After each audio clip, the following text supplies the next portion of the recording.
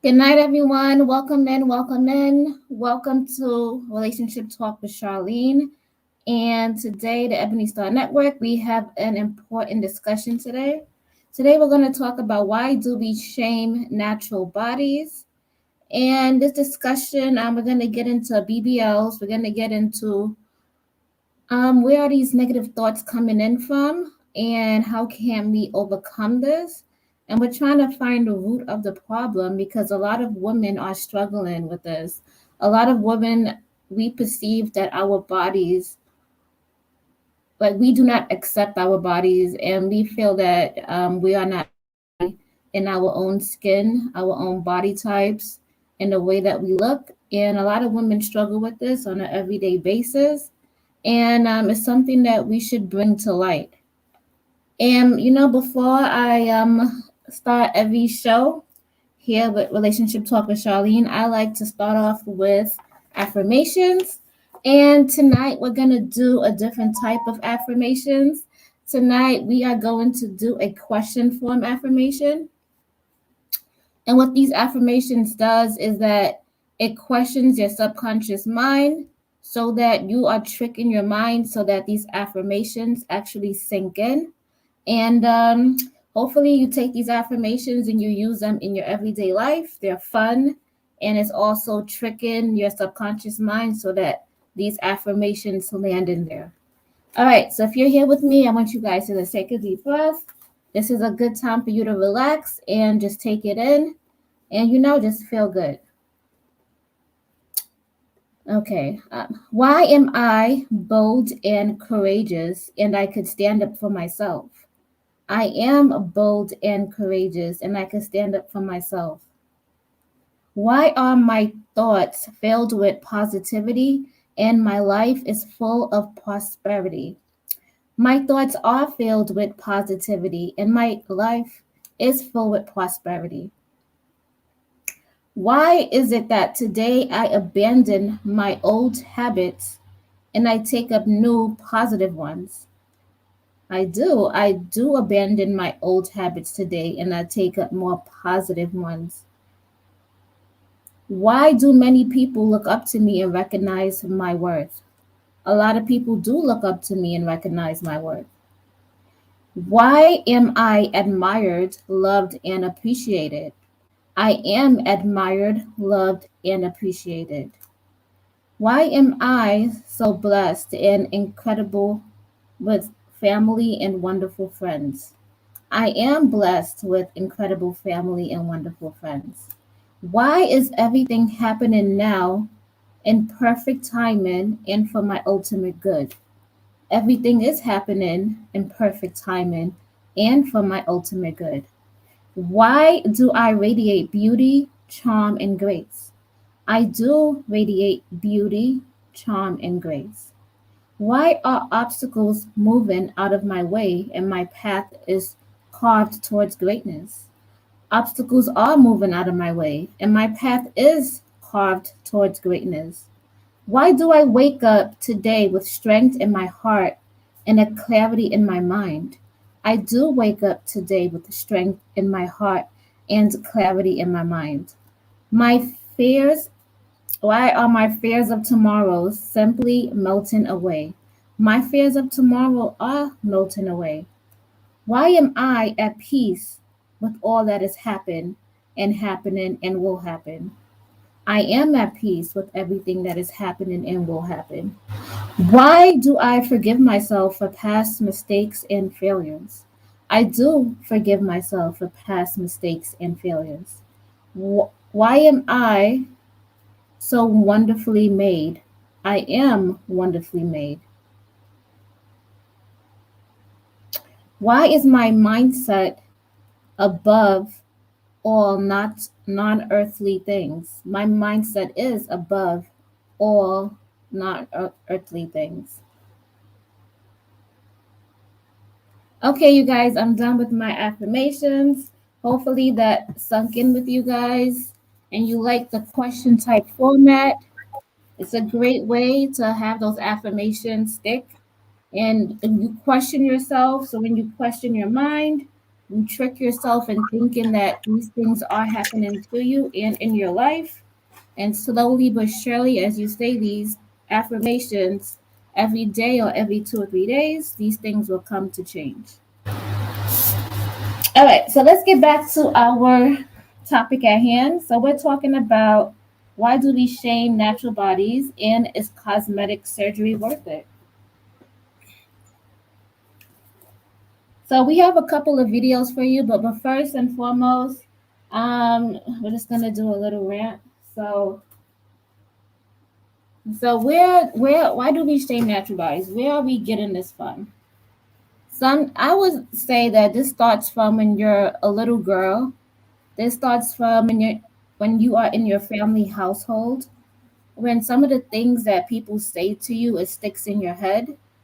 And sometimes you unknowingly you pick up those affirmations, and as you grow up, you start to think something is wrong with the way you look, when nothing in fact is wrong with the way you look.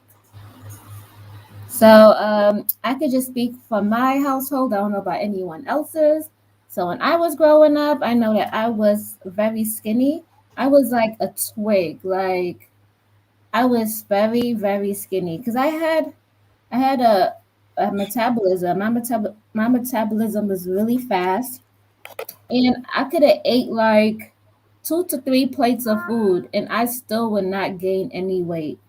And not only that, as your kids, you're moving up and down, you're running up and down, you're doing a whole lot of things. You got sports, you're riding your bicycle, so of course you're gonna burn those calories. But I came from a family and they were like really big, and they had like really big legs and thick thighs, and they had really big breasts, and I was super small, right?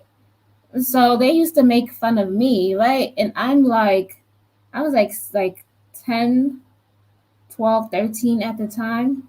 And, at some point, I used to be like, why am I so. I used to ask myself these questions. And that's how I know it was really damaging because I can't change the way what my body does. I'm a small child. Like, I'm just trying to play. I'm just trying to fill myself out in the world. These are things I shouldn't have to worry about because this is like a form of bullying. So fast forward, right? Fast forward, I'm in my 20s and I'm still skinny and I'm still small, but I still had to struggle with that. And after a while of learning and processing that, I learned that, as you get older, your metabolism slows up and you do gain weight. So when I was like 25, I started to, gain weight. And then after I had my first child, I started to put some more weight on. And, you can say I started to look regular, how they wanted me to look so I could conform to their standards. And I just find that very odd that we shame people, especially skinny people. You can even say big people. And we don't know why, because we have to understand that people's body types are different.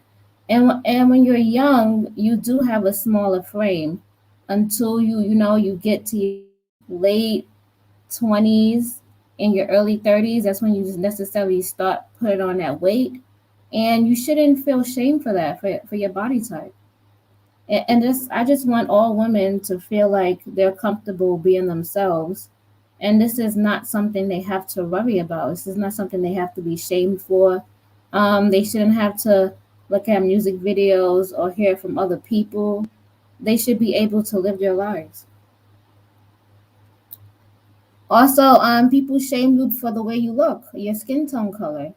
I know back in the you can say, I know back in the Caribbean and also growing up, like my parents were called like Blackie because they were dark skinned. And everybody got this connotation that, you're super dark, nobody really wants you, nobody sees you like that. And they used to really like literally call people Blackie. And that's why a lot of people bleach their skin in the islands. A lot of people bleach their skin in Africa. And as of right now, some of my family members they still bleach their skin because they're trying to get that brown skin. And this reggae artist who's always talking about the brown skin. And I just needed to mention that because people do feel some kind of way about their skin color. With that being said, I'm gonna turn it over to Dame because I know Dame has lots of experiences. Okay. Now, me and Charlene are in reverse. Okay. Uh, okay. Although most of the women in the family were a little thick, but that's as they got older. They all started off are old and have kids, but they all start off kind of skinny. Some shapelier than others, but pretty much skinny. I was heavy, and the first, weirdly enough, the first thing was not my family. It was the reaction because I was going to a doctor. I found out a lot more stuff later. I went to the doctor for Head Start. I was over the weight requirements of of the heavier side for a child, but I was healthy otherwise. I was healthy, good health, good teeth. You know, uh, it's just that I was a little on the heavier side, which was okay for my mom family. They believe fat baby's a healthy baby. So and I was wondering why my mom got on me about the weight because it didn't happen until this doctor said if you don't lose a few pounds, I'm gonna wire your mouth shut. Why my mom, who's very much a mother bear, took that, I didn't know until later. But be, between his reaction and hers, I started knowing I was fat. I've been told I was a big girl. One of my favorite great aunts called me heavy. But it didn't really hit me until I was a little bit older, when I got to be about 7. Cause then it was really on top of me. Cause I was the size of a small adult at 7. And um, so it kind of messed with me and also frustrated me and pissed me off and stuff like that. This is, part of me is like, this is the way I am and stuff like that. And I went through all kind of crazy diets and stuff like that. And it kind of messed with me. You hear phrases like, you would be pretty if you just lose some weight. You cute, but you would be even cuter if you just lose some weight. And this is coming from my family. You know, you know, my mom even used the phrase, "You'd be cute if you just lose some weight." So does that mean I'm ugly? No, no, you look cute, but we can't see it because of the weight. I was like,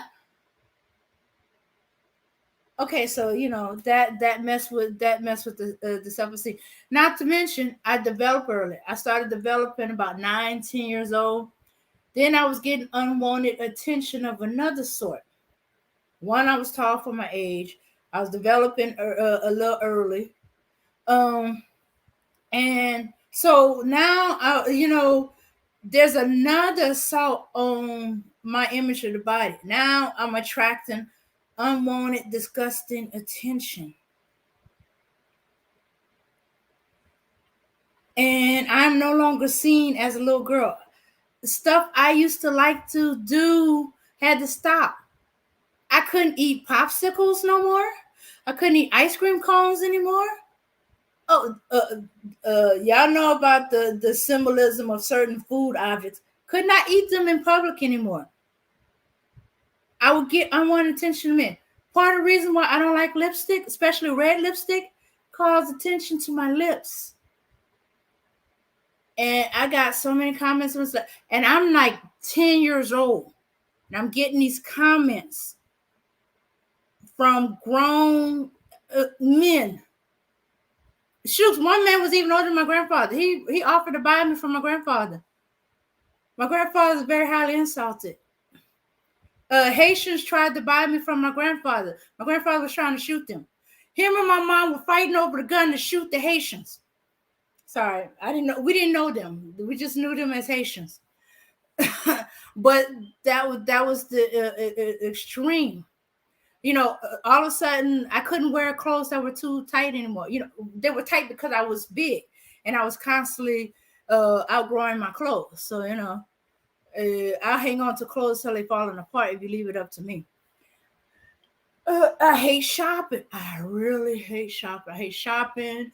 I hate makeup. I even hated doing my hair. I just want to comb it, brush it, put it in a ponytail, and go. I don't want to do all kind of stuff to it, you know. So I kind of hated my. I kind of brought a hate to my image. And then when I was actually starting to lose the weight, but I wasn't losing the weight the way my mom wanted me to. She felt that the way I was doing it was dangerous. She stopped what I was doing to lose the weight, and I got mad. So I was like, okay, you're just not happy. I might as well just be fat. But anyway, I'm sorry, I'm getting a little too involved in myself, but it messes with your self-esteem. I had good self-esteem and bad self-esteem at the same time. Like I can't stand looking at myself full length in the mirror. It took me a while to get used to looking at myself full length. I always had a face of me. Pictures. You would never find me with pictures full length. Where you see me full length is always headshot, you know. And even then, I still would critique it. My hair is too long. I don't like the freckles on my face. Is that a mole? Little bitty things. Or my eyes are too narrow. Or my glasses is hiding my eyes. You have pretty eyes. I can't tell I wear glasses. If you say so. But I had high enough self-esteem that you're not gonna play with my self-esteem to try to trick me into having sex with you. I've seen that done to many women and girls by boys and grown men. So that didn't work with me. Okay, Polo Sport. I see you with the elf makeup and fake hair. But shoes, who said it had to be fake? Sometimes it's our own very own hair. You know, we sometimes what we don't have because we believe beauty is part. If I had long, beautiful, straight hair and stuff like that, and that's part of the beauty. But sometimes it's job related, or you're trying to hide some kind of flaw. Either your hair don't grow, you're getting a balding spot, alopecia, or But yeah, and I've seen many women in my community. They had liposuction. I mean, not liposuction. What's that? I'm trying to think of that surgery. But yeah, Or BBLs? oh no, that's not the thing. Yeah. Well, in our case, it's the liposuction. Uh, um, they do that stomach, that thing with the stomach, but it reduces the size of the stomach to a little pop, and so they lose a lot of weight. So they have to have a whole body lift. Oh, Um, mhm, liposuction. yeah, Or skin, was it skin removal? skin removal, body lift. Yeah, Mm-hmm. which is one of the most dangerous plastic surgeries. Um, it's like right there, neck to neck with the BBL. Mm. Hmm. Yeah. And a rubber band in the stomach. I like to eat.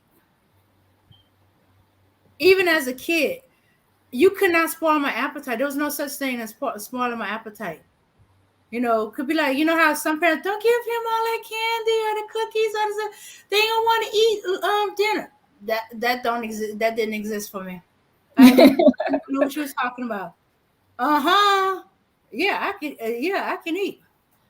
One of the questions, one of my aunt who went through the stomach surgery, um, one of the questions they asked, can you eat even though you know you're full? Well, Mm. some of that is part of the training at home. You got to clean your plate and stuff like that. And part of Yes, yeah. Louisiana, we believe in rice and meat. Mm-hmm. even kids who right now who likes a lot of junk food, they want rice and meat. You have no rice and meat. I'm hungry.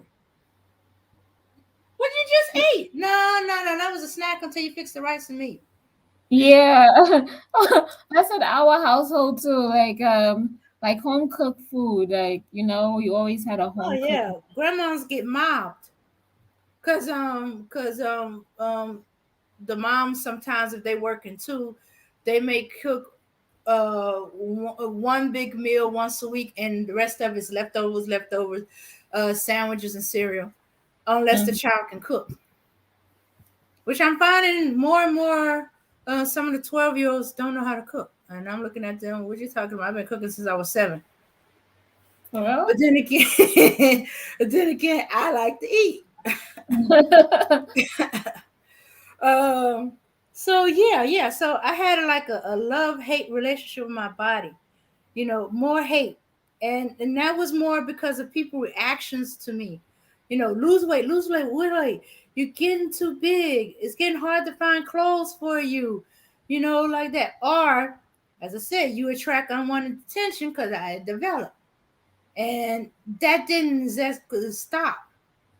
You know, I keep saying my fat is weaponized. I still gotta beat men off with a stick. Mm. So I was the other way around. so YouTube was a little bit of a shocker Mm. when I heard, oh, no, no, no, we don't want fat women. I said, the hell y'all don't. I wouldn't have to beat y'all off with a stick. Literally, Yeah. one guy had to literally pick up a stick and say, go away. Hmm. Okay, for some women, that kind of beating of the self-esteem, whether you're skinny, so you want bigger breasts, bigger butt. If you heavy set, you want uh, a more hourglass shape, less fat, and maybe if you develop early and you wanted the big girls, a breast reduction. Mm-hmm. Yeah. So yeah, and we kind of unconsciously do it to our children all the time. I had a little cousin. My mom was kind of teasing her. My mom is top heavy, but she's pretty much flat down below. But my baby cousin take after her mom, who are big butt. They got enough junk in the trunk. At 7 years old, she had junk in the trunk, and my mom was teasing and said, like, oh, she's getting just like her mom. Look at all that junk in the trunk. And she's like, I don't want the junk in the trunk. And my mom was like, hey, I trade you some of my breasts for some of your junk. But I laughed about it now, but I wonder if it messed with her self esteem. Her constantly worried about her having either too much junk or the junk is attracting attention she do not want. Mm-hmm. Or do you think that like Hmm. moms should protect their kids when people saying things like that might impact them in the future? Yeah. I still wonder to this day. I had still wondered to this day why my mom didn't say something to the doctor. But you see, that particular doctor, he was notorious for calling child protective service on families that if the child seemed malnourished or in some way neglected in his Mhm. eyes, and he's a white doctor, and he was putting the pressure on my mom. My mom, and my mom was fearful of losing me. I'm her only child. You know, this doctor had the power to take me away from her if he felt my mom was neglecting my health by letting me get too big to be healthy. But I was healthy in every way except that I was on the heavier side of the scale. Nowadays we know that black kids' bone frames is heavier and thicker than even the small bones compared to our bone black people compared to the small bone white people. Still thicker, stronger bones, so heavier bones. So my weight, when I look back at the picture, what that doctor was talking about, I wasn't, and then I was tall for my age. Mm. I was tall for my age. So, it was a little bit throwback to great grandfather. I didn't take after my great grandmother was a 5 foot even woman, so I was like mid range. So, but I was tall for my age. You know, I saw my mom eye to eye at about 10, and my mom was 5'6". Yeah. Yeah, not taking into account, but of course, it's a white doctor, so yeah.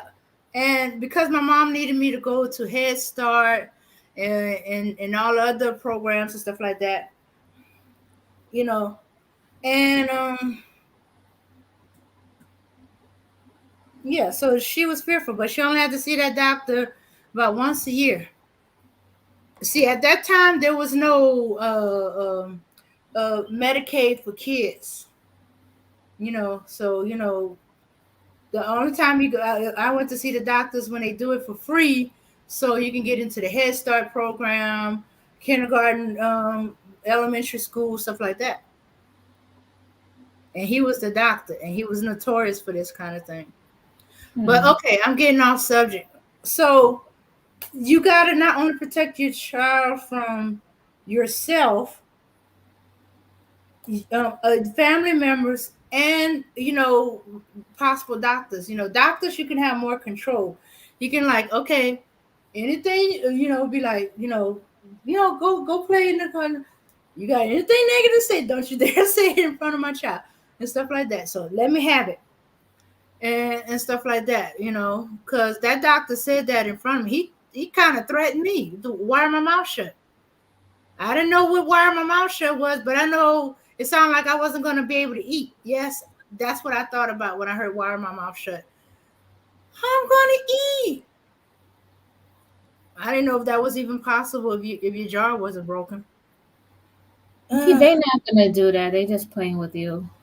yeah, but we don't know how the child perceives it. Either child don't pay any mind to it, because they don't know what they're talking about.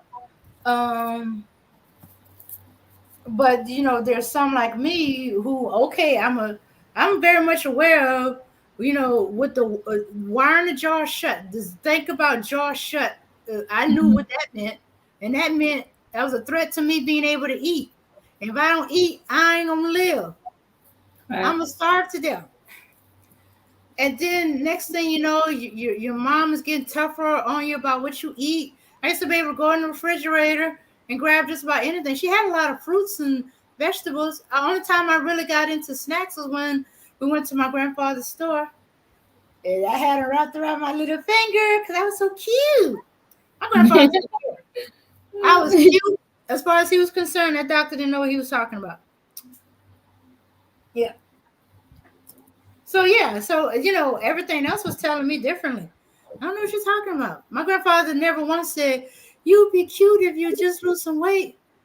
He'd be something, even when he tries to, a pretty girl like you acting like that. He would. He never. Now that I think he never ever thought that I was ugly.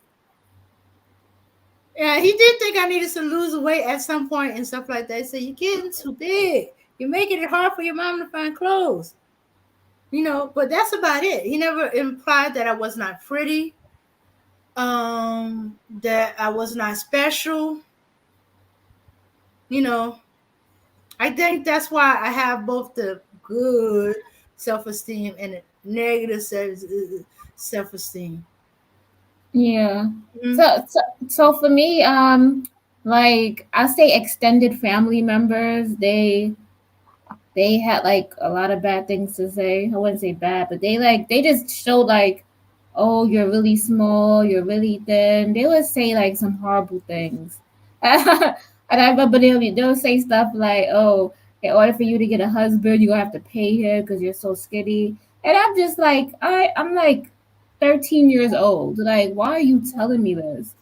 I'm not even thinking about that, right? I'm just a child, like, that, like, in my eyes, I still want to play, and I want to, like, do my hair. I'm into stuff like that, right? Mm-hmm. And I guess my older cousins, they were like, I guess it felt like they went past their like childhood stage, and they just wanted to like go talk to girls, smoke weed, and do all these things because they found it to be intriguing, like like they getting away with something, as you can say, right? Most people don't want to do anything. It's fun to them if they feel like they're getting away with it, and they were just into that, and they was really mean. Yeah, so remember, not all of them, like some of them in particular. But I just remember like most of the women being mean, and some of like some of my older cousins being mean. And now we fast forward to today, and like a lot of them are not in the best situation. Let's just say that. Yeah. Yeah, see how the tables have turned. But anyway, but yeah, but that was I feel like as parents we need to protect our kids from the environments that they're in, right? At least you need to vet the environment that your child is in, and Hmm. same with the people that they're going to be around, because essentially your kids are going to develop the habits of the other kids that are around your child. So Yeah. I think those things are important. So if you're Hmm. a mom out there, you listening, make sure your child is in a loving environment. Because even if you have family members and extended family members, it's cool, it's good. But, is that environment really a good one? That's just my question out there. Yeah. And every now and then you need to gauge your child's self-esteem and see if it's low, where is it coming from? Is it something that's being said to them, something that they see? Are they comparing themselves to other kids? Because sometimes it's also, you find the child is fine, and then when they start getting into those teen years, that means they start comparing themselves to others, and this girl is beautiful, this girl is pretty, I wish I could look like her, or I look like this one or that one. And even now the boys are too. It's just that it's slightly different. It's not quite so much as look, but as in physicality. You know, can I do this? Am I too skinny? Too fat? Am I strong? Am I athletic? But they do have self-esteem issues too. Cause I'm seeing it every now and then. You know, yeah. Sometimes they be fine, and then something just brings them down. And I found that when that something brings them down, it's something with their self-esteem, or their self-esteem took a hit over something. You know. Mm-hmm. Hmm. Yeah. Somebody So said, Polo Sport says, it's funny because what back in the day they wanted everyone to be skinny, not everyone trying to have a big booty and big thick when they used to be frowned upon it. yeah, that was white people. That was white people. They starting to change. Nah, nah. That was always in our community. You know, uh, she's either big on top, big at the bottom, or she have the ultimate, the hourglass. She got the top and the bottom. Yeah. Mm-mm, no, no, no. In our community, among our black folks, that always been. That is new for the white people now, and it's being pushed more. So now, girls on the smaller scale are feeling it. They feeling they're not curvy enough. They don't have enough bosom. They don't have enough glutamus maximus. Yes. Yeah. But Um. we need to embrace everybody's shape, because not everybody is gonna have an hourglass shape. Hmm. Not everybody is gonna have that kind of that BBL type of a frame. And some Hmm. people, even though they work out, some of their muscles still can't seem to grow to Hmm. fit that image. Yeah. Or get that flat stomach, or that six pack as far as you guys are concerned. Hmm. Six pack with the cut. I don't That's know what very hard for women to I don't know achieve. what they call that. I just call it the cut. Let's see, yeah, yeah, and um, yeah, yeah, and so we all have imagery, body imagery. We gotta work through, and don't let it get to the point where you're doing. Okay, this is another effect of self-esteem. Okay, it's one thing. Okay, you want to do plastic surgery, you want to do, but why go to a chop shop? A lot of these people are going to these foreign countries where it's cheaper, but it's not in a hospital with accredited doctors in that particular field of plastic surgery. No, you get any kind of somebody in the medical facility, some kind of medical training or no medical training in some case, and they performing these dangerous surgery for a lot of money, and people are dying. These surgeries are dangerous under professional, authentic plastic surgeon, the one that's going to cost you a lot of money that you're trying to avoid pain, but you're more likely to come out alive because they have the facilities, they have the equipment, to help you as quickly as possible. My own aunt died under a surgery. Well, no, she didn't die. She had a heart attack, but because she got it done in a hospital, certified. I'm prejudiced. United States, where she's from, and not into one of these foreign countries, where these chop shop or these instant things. They treat plastic surgery like it's an instant thing. Oh, it's not too bad. No, it's very bad in the wrong hands. This thing is dangerous in the train hands, in train in that field hands. These surgeries are dangerous, and you value yourself so little that you want to put your precious body and life in danger in these chop shop to save money because you think it's a quickie fix. It's not.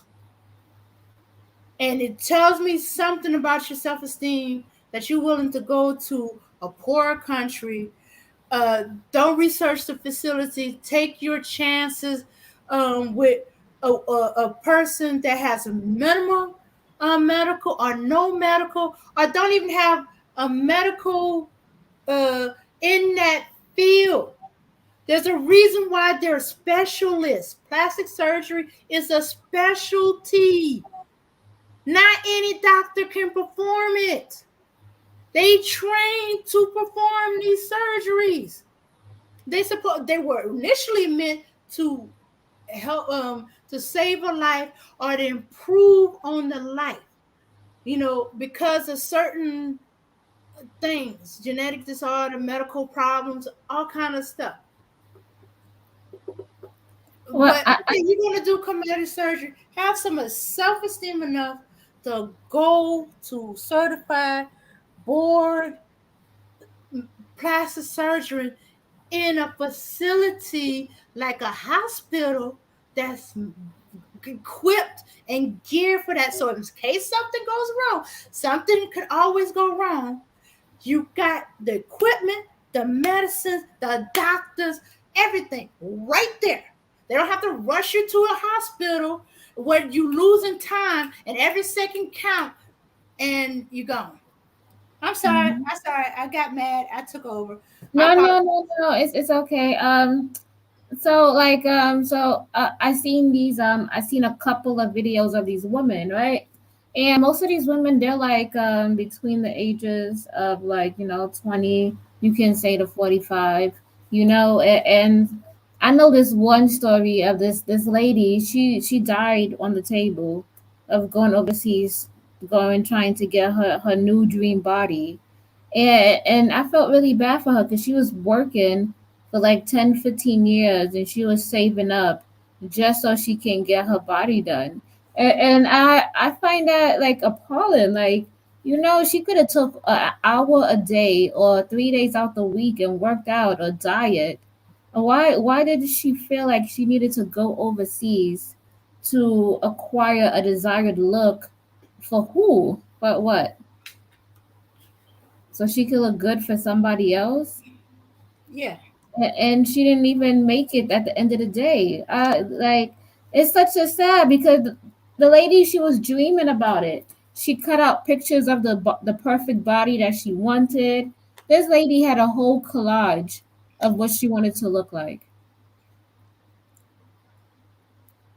And I just think that it's sad, because a part of me thinks that, right, and on a bigger scale of things, right, we look at people for face value, that's good, but I feel like it's mostly what's inside that matters. Like it's your soul, it's your Mm-hmm. personality, it's your personal experience, it's how you treat people, how do you live on an everyday basis, what value you bring to the world.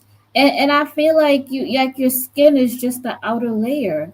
Like if we took away the skin, everybody, we all bleed, we all got blood, we all got different vessels and everything that's inside of us for us to function.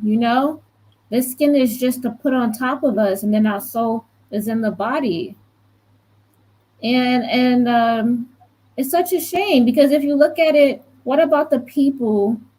I always take a deeper introspection, but like look at the people who have had acid thrown on their faces, and nobody can really look at them as a beauty standard. What about the people who are paralyzed from the waist down? What about those people? Well, like they still get up and they live every day, and they're not worrying about what they look like.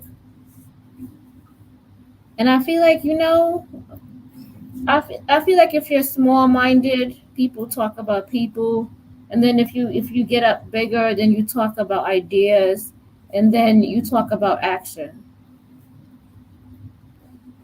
I don't know. I just feel like we need to appreciate everybody.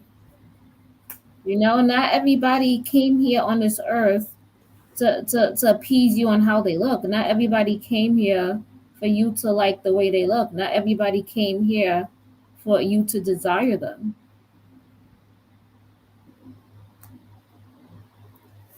So Mm-hmm. I just wanted to say that because I feel like we get lost in the sauce, and sometimes we get so like we just want somebody who looked a certain way, and and we forget that people are people, and this is just a skin suit at the end of the day. Like obviously you got to take care of yourself and put some, but I don't think you should just shun somebody away because they're not your cup of tea. With that being said, let us move on to the videos. Okay. Okay. All right. Let's. Did you want to Oh, say? wait. Let me do. I was almost forgetting. All right. All right. Let's get the fair use out of the way. Let's cover our bases. All right. This channel may contain content not authorized for use by its owner.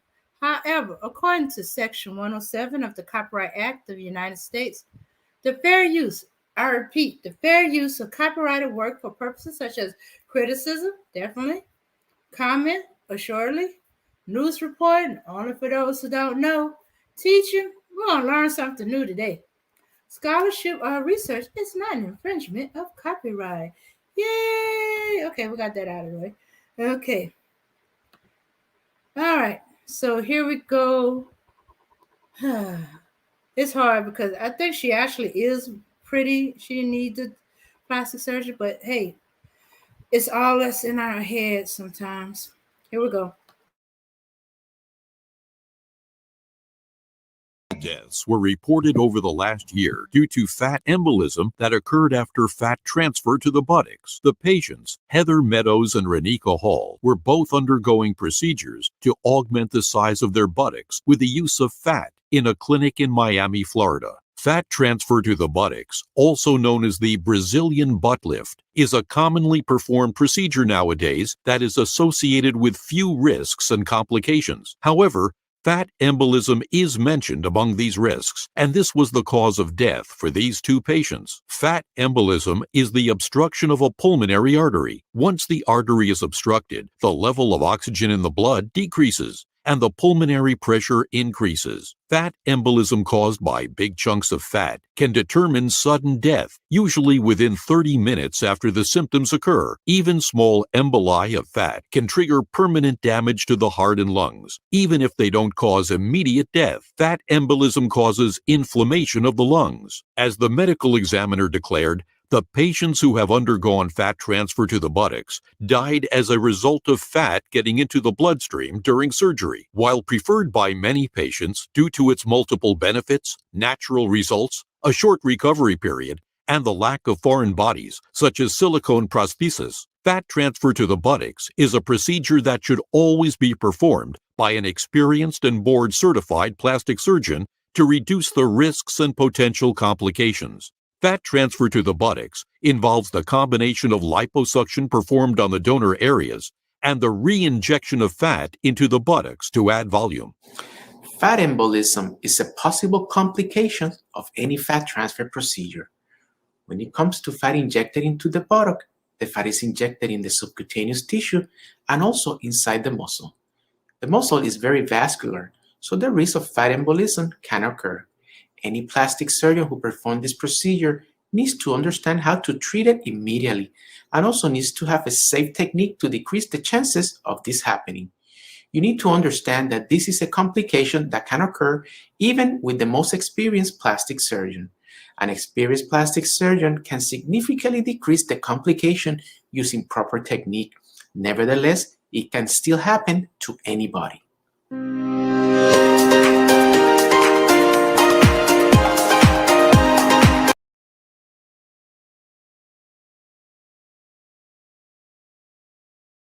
Now, that's what I mean when I said certified specialists in that area decrease the risk.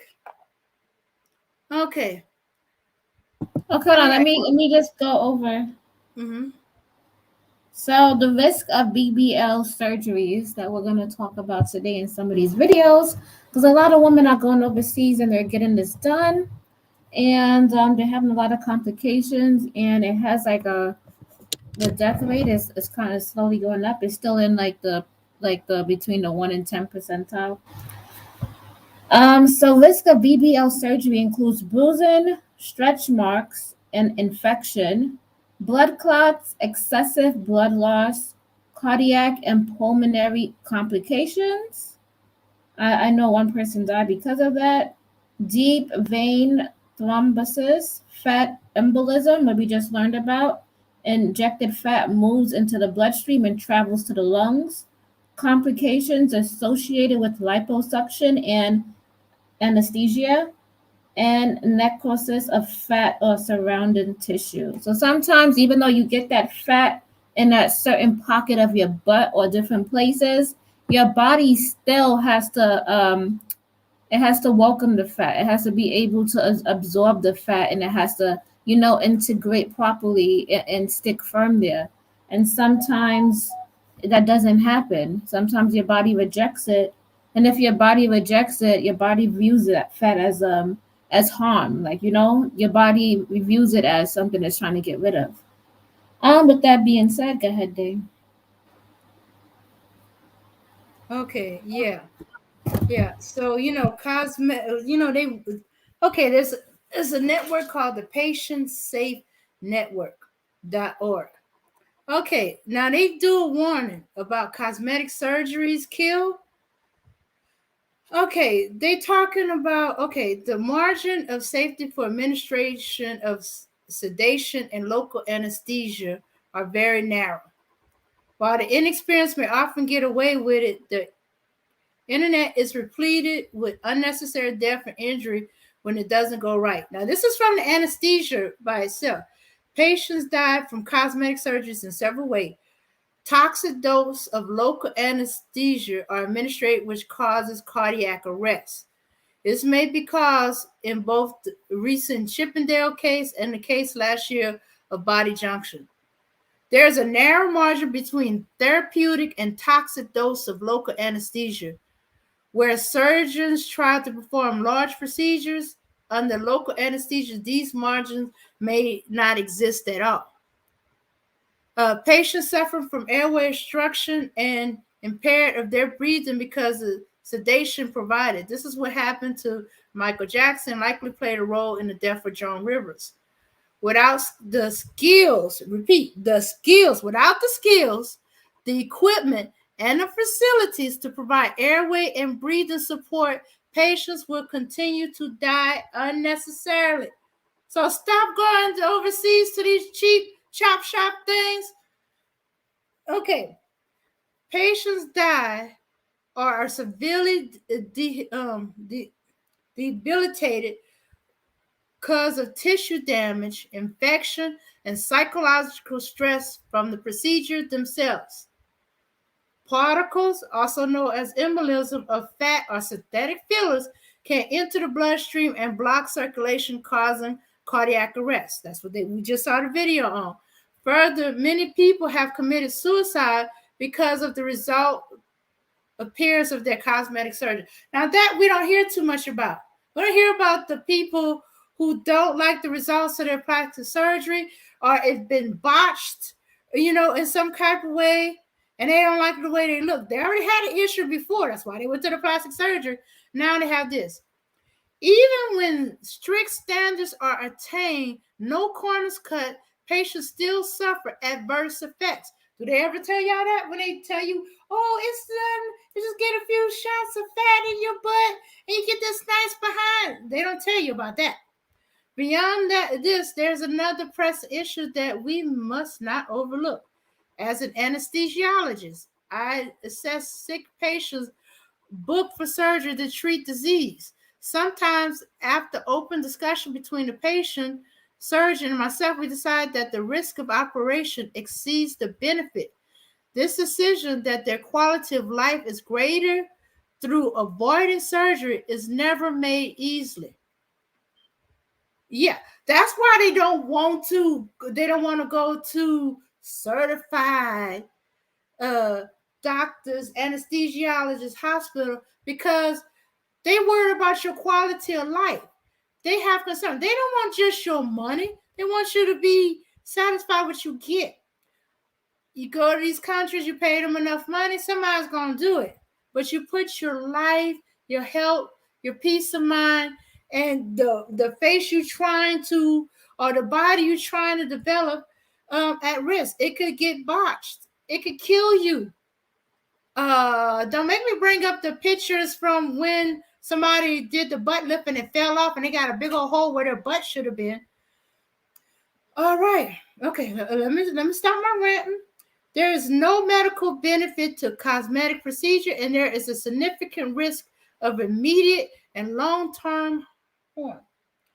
Any perceived psychological benefit or influence by the heavily advertising people are subject to. Societal pressures impairs people's ability to accept their own natural beauty.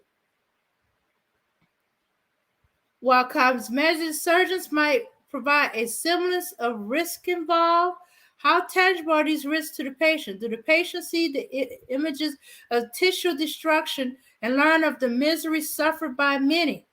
The women whose butt fell off and they died in agonizing pain before they died? Okay.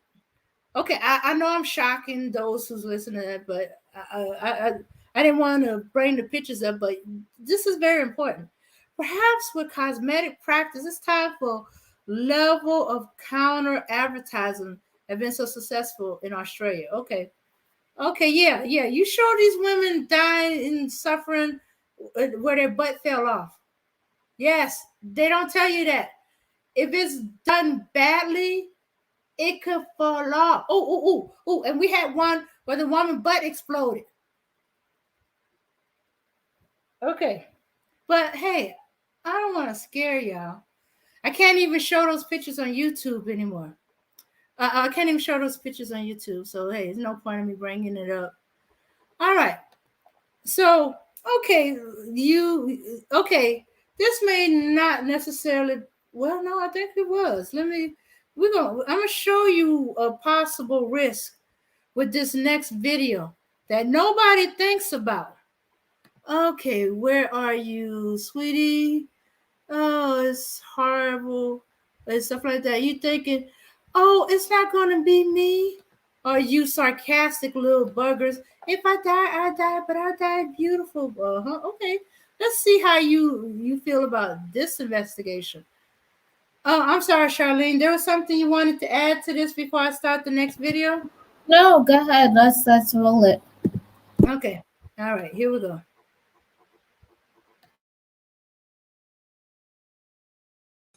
This is Emmeline Nguyen today as a result of what happened to her on August 1st. She went in for breast enhancement surgery, something 300,000 women do every year. It's supposed to be low risk, but Emmeline will never be the same. Every single day for the past 4.5 months, Sonny Nguyen and his wife Lynn Lam take familiar steps to a hospital room to see their oldest child, knowing she will likely never look back at them. You're okay. Mama's right here, okay? I'm right here. Mama's right here. You're okay. 18-year-old Emmeline will never see the family photos on the wall or the words of encouragement that seek a miracle. So we're hoping that she does hear us, that she recognizes our voice. So that's what we're hoping. We try to believe that she can hear us, but we just don't know. The room with the feeding tube and the oxygen machine is Emmeline's entire world for as long as she may live. It wasn't supposed to be this way. The address of your emergency? 7180. The emergency happened inside this room at the plastic surgery office of Dr. Jeffrey Kim. We have a patient who was anesthetized for surgery. Emmeline Nguyen wanted breast augmentation, but went into cardiac arrest before the procedure ever began. She's not conscious. We've evaluated her, and we are estimating a Glasgow score of 6 or 7. Patients with a Glasgow coma score of 7 or less are considered comatose. What should have been a very standard procedure turned into a nightmare for her and her family. Attorney David Woodruff represents Emmeline's parents. She was unobserved. No one watched her for about 15 minutes. A nurse comes into the room and finds her blue. Woodruff says the staff used CPR to restore Emmeline's heartbeat, but then he says they did something unforgivable. They leave her there on the operating room table for 5.5 hours and don't call 911 for 5.5 hours while Emmeline's mother sits in the waiting room, unaware of what's happening. The doctor finally came back out to tell me that I wasn't able to go back there to check up on her, but she's still doing fine. She's young. Maybe that's the reason why she's taking longer to wake up. You don't let my daughter sit there because you thought she's gonna wake up. Emmeline never did wake up. An MRI shows permanent brain damage. Her heart works, but only with artificial help. Our body is still there, but she's not there. So we feel like we lost a daughter. I just want to find out the truth, what happened, and prevent this from happening to other people. What happened, according to their attorney, is something went wrong with the anesthesia, either too much of it or administered incorrectly. And because David Woodruff says Emmeline wasn't monitored for 15 minutes, she now faces a lifetime of emptiness. She will remain in a nursing home, essentially non-functional, with someone feeding her through a tube for the next 50 years. The surgical center has since relocated, but Dr. Kim, unwilling to talk with the problem solvers, is still practicing. So too is the nurse anesthetist. We need her transported to the ER. And your name, sir? Rex Meeker. Rex Meeker, who administered the anesthesia, was sued in 2009 after a woman who sought breast enhancements died following brain damage on the operating table. That case was settled on confidential terms. We thought that's going to be easier every day, but it doesn't. It's really hard to see her this way.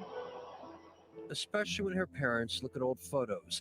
This framed photo gallery shows her progression each year, from a little girl to a teenager to her senior photo, never predicting a few months later her aspirations would end on a surgical table. I feel like she have no future left.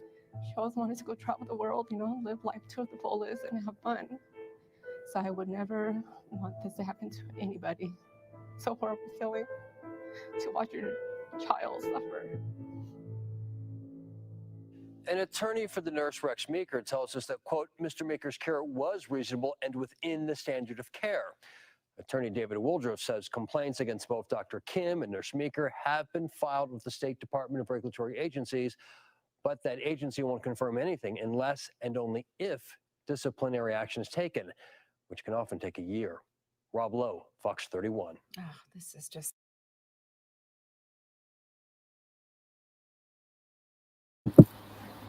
Wow. I hope the parents sue them because they'll never get back their child. Yeah.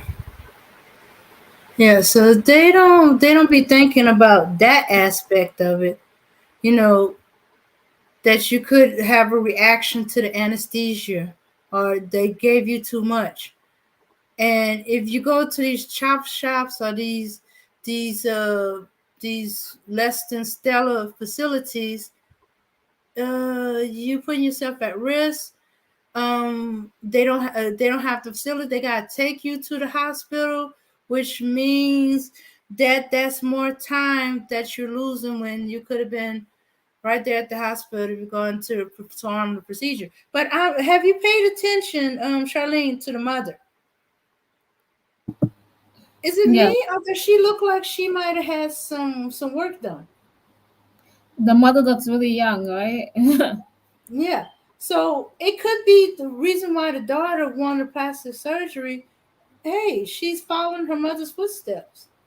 Or there's something, messing with her self-esteem.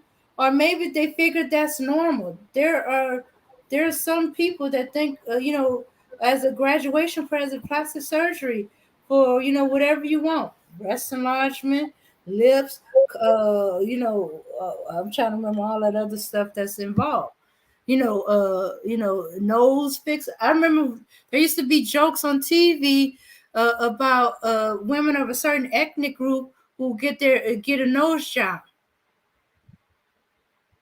Uh, and not our ethnic group, but another ethnic group, and all this, and they would get it on their graduation. You know,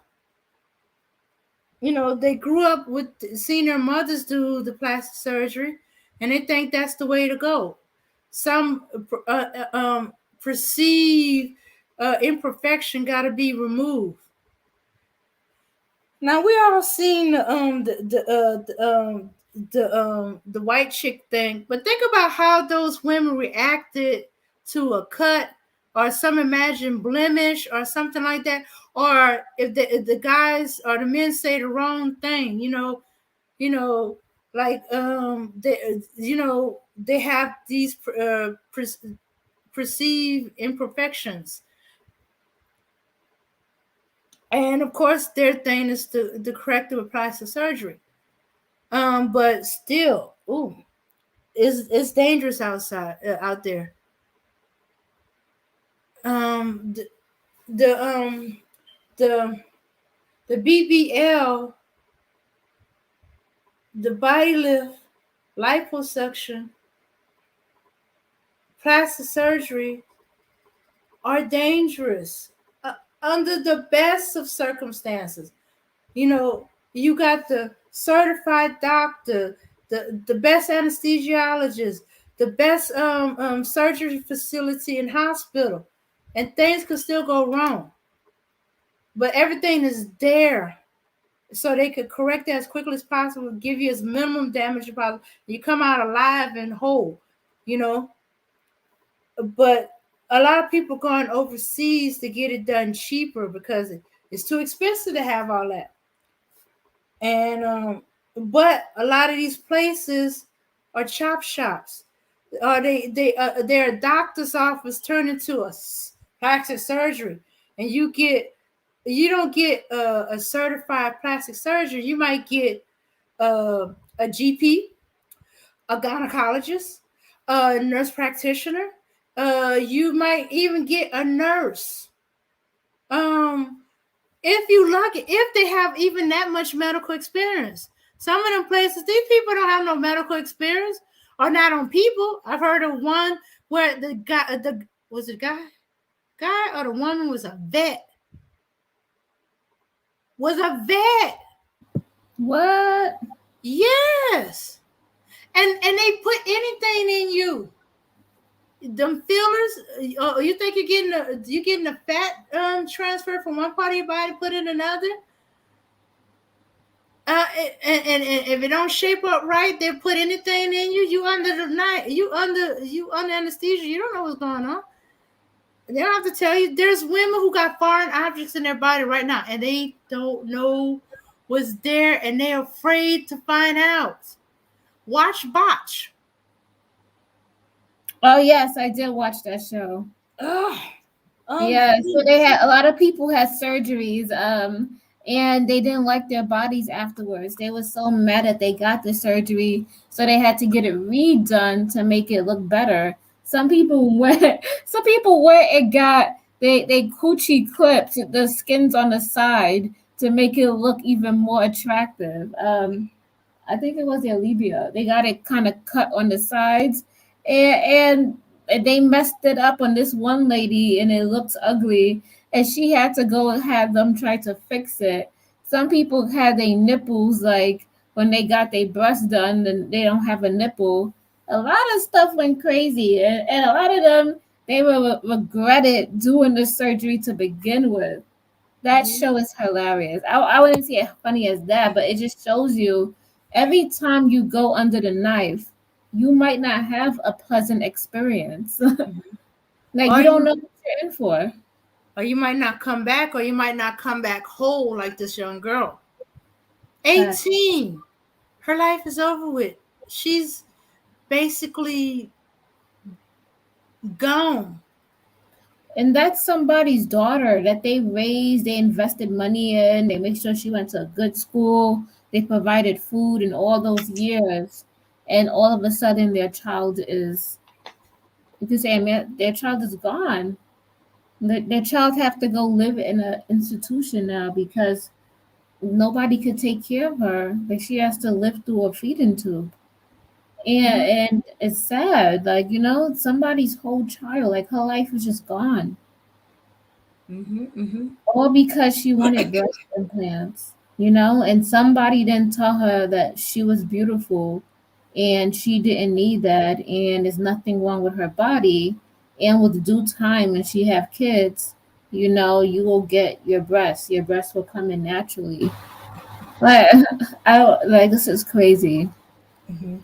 Because when I was growing up, I was like really flat chested. I'm gonna just say that there. I didn't have breasts. Like no, I was yeah. I would probably wish, like, I probably could fit like an A cup, maybe that. But I didn't have anything. It wasn't until like, some years later, I put on some weight and go more into my womanhood that Mhm. actually, I gained the breast, the butt, and all that stuff that. Uh-huh. And exactly, that's what it boils down to. I think in social media is bad by itself because we're like a lot of people are glorifying these bodies with like big butts and big boobs. And come on, not everybody's gonna look like that. Like you're looking at like somebody a 1 in 1,000 who looks like that, and you expect every woman to like look like that and feel like that. And some guys feel like that's how the woman should look, and they overlook regular women. And it's just sad, like I think social media has a lot to do with it. Instagram, both of those sites are very detrimental. Mhm. Yeah. All right. Yeah. Yeah. It is. It very much is. Hmm. We Yeah. got Randy down in the chat. Mm. Okay. Oh, hey, Randy. All right. Yeah. Yeah. Whatever. Randy, you could click the link. You have a problem with your body. We're talking about how natural bodies are shamed, and how women we go through our self-esteem issues, and we have to fight those demons, to become the people we are today. But go ahead, Dame. Let's continue. Let's roll the flick. Okay. But do you see how prevalent the advertising is? That it's not just affecting women and girls and stuff like that. It's also starting to affect boys and men. Hmm. So Interesting. we don't hear about it that often, but it does happen where men have died um, going for plastic surgery. Here we're going to do the video of the guy who went to Dominican to get his plastic surgery done. Okay.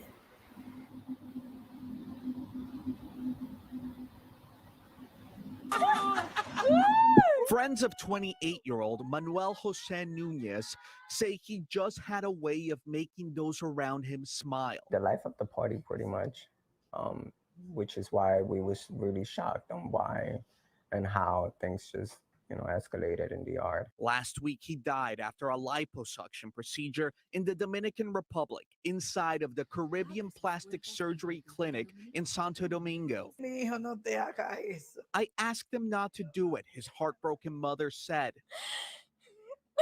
Norca Rodriguez was one of Nunez's closest friends. She was on FaceTime with other friends who were inside of the recovery area of the clinic and was able to see Nunez over the phone after the surgery. They said it was normal for him to look like he's not breathing, Rodriguez said of the nurses at the clinic. Jonathan Bahana was in the room when Rodriguez got the video call. He didn't look so healthy. He didn't look well as well. He wasn't responding to any of them two voices. It soon became clear that Nunez had died. On social media, the medical center advertises to clientele from the United States. This ad from 2018 says in Spanish, "We will pay your airfare and 7 days in a recovery home," adding that the promotion only applies to United States residents. In a statement, Caribbean Plastic Surgery acknowledged the death of Mr. Nunez, telling local media in part, "The patient had difficulty breathing. We immediately attempted to revive him. He died of respiratory distress." The Dominican newspaper El Caribe has identified the doctor who performed the procedure as Dr. Oscar Polanco, who is a gynecologist and not a plastic surgeon, according to the paper. Dr. Polanco killed my child, Nunez's mother said. It needs to be something done. Can we get down to business and really find out, what's the solution for this case? Because people are still going to continue to die. There's now a makeshift memorial for Mr. Nunez in front of Mama Juana Cafe here in Washington Heights, where he worked. Dr. Polanco, for his part, has had 3 patients that died after he performed plastic surgery on them. He's always denied any sort of wrongdoing. Meanwhile, the family tells Pix 11 News that they're waiting for an autopsy from Dominican officials before deciding whether or not they will press charges against the doctor and the clinic. God damn, his rate is low. Like 3 people died right after. My thing is, if why would you go to the Caribbean to go and get surgery done? The Caribbean. Come on, the Caribbean. That's like a third world country. You're gonna go to the Caribbean, especially where was that at? What, Costa Rica? The Dominican Republic. Dominican Republic. Oh my God. Well, these people are crazy. I don't see. I'm just saying I would not go there. I'll probably go to Puerto Rico before I even go there. Like, come on, make it make sense. Um, I mean, I'm very sorry for what happened to him. I felt like that wasn't a wise decision, especially to go to a third world country to go get surgery. I'm just saying that you like it's scary in every situation. I don't know. I couldn't see myself doing that. And yeah, and do the research. Find out the doctor's a certified plastic surgeon, not a doctor, not just a doctor. You find out that the doctor that performed the plastic surgery is a gynecologist. Well, he knows about plastic surgery. What he knows about that, he knows in general, as all doctors do in general, but he's not specialized in plastic surgery. He's specialized in gynecology. Two separate things, two separate specialties. Oh my goodness. You especially got to do the research if you're going in these foreign countries. See if they certified. Shooks. See if they got certifications in the States too. Dang it. Okay, so after he died, now y'all doing the research, finding out that he's a gynecologist. He had 3 patients died recently from surgeries he done. Uh, those two are two huge freaking red flags. But no, he's a doctor. Y'all saw the doctor certification and stuff like that, but y'all didn't see what type of doctor certification he had. Y'all assume because he's doing plastic surgery that he's a cosmetic surgeon, that he's a specialist in that area. Don't assume nothing. Don't even assume that stuff in your own country, let alone these third. You better ask question after question. And then, wait a minute. You go into a foreign country. Do you speak the language? English. How good is their English? Can you understand the words that's coming out their mouth? Can they understand the words that's coming out yours? Okay, I know that was a little bit, a little prejudice. That I'm assuming because they in their country that they don't speak English, but I'm wrong. A lot of these do, but hey, They were both still, Spanish. but still, yeah, do even more research. Oh, and don't go by other patients that no. They probably getting something off on their surgery for advertising. No, Yeah, find out don't. where they got their license from. What were they licensed for? Were they licensed to be GP, gynecologist, anesthesiologist? Anesthesiologists are doctors. Um, Plastic surgeon. If they don't say certified plastic surgeon, cosmetic surgeon, do not use them. Not only And that, if, you and if their license is a different country, screenshot. Okay, I want to take a picture and go check it out to see if that's a real license. That could be mm-hmm. fake for all you know. Or they might not say what you think it says. And don't you want to see like actual reports, like success stories? If I don't see no success stories underneath your belt, I don't want you operating on me, to be honest. Yeah, ask questions. And family and friends that you trust could ask questions too. I know for my aunt's surgery, it wasn't plastic surgery, it was still surgery. We asked a lot of questions. I didn't, and I didn't care if the doctor got insulted. I want to see how he handled was being, if he felt he was insulted, how he handled it. You know, you know. We talked to other people. Some people thought he was good. Some people thought he was a bad surgeon. But he had more positives than negatives. Um, um, he handled what he felt a little insulted, but he said, "Been doing these for 25 years. I can do them in my sleep, and I know I'm not going to do it in my sleep." And I was like, well, "How you perform in the morning, afternoon, and evening?"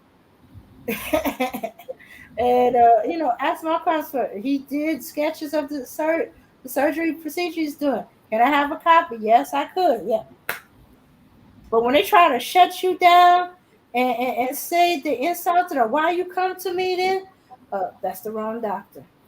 Doctors are supposed to accept that you are going to ask questions, answer your questions, and if they don't know the answer, say they don't, and who they can steer you to give you the answers to your question.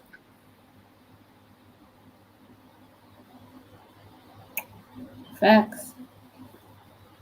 Mm-hmm. Do Yeah, we have more? yeah, and that shows to me once again how much self-esteem, how much do you love yourself that you risk yourself needless, uh, um on something you ain't even checked the certified on, stuff like that. Okay, you gonna go to a foreign country because it's cheaper? Or find out why this is cheaper. Is it cheaper because hey, they have a different cost of living from you, or is it cheaper because this guy is just after money and he don't have the certification or the credentials or the skills to perform this surgery? So he's gonna just take your money and run. What you gonna do? You in his country. You're under his rules. You're not in your country. You're not under your rules or your protection. Mm-hmm.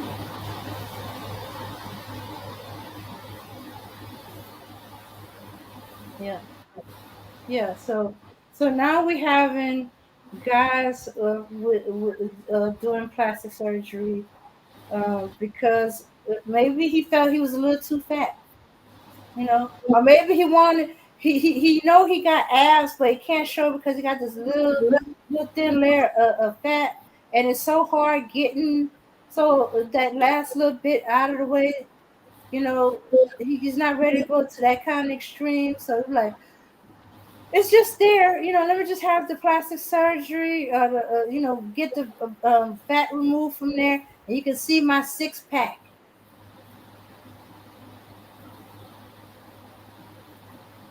Mm-hmm. Hmm.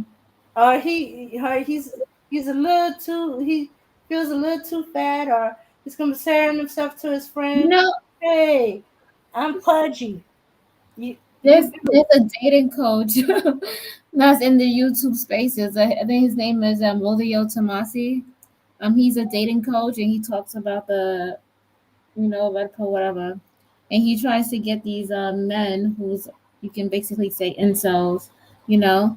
He they pay him lots of money to help him date and get to know women. And he himself went and got liposuction. So that's not just the only men. He did too. So there are men who are going to, going to get liposuction. It's probably not as advertised, but Mm-hmm. it is out there. I just Yeah. wanted to say that, and it looks like so far we have seen that it's mostly Spanish people so far.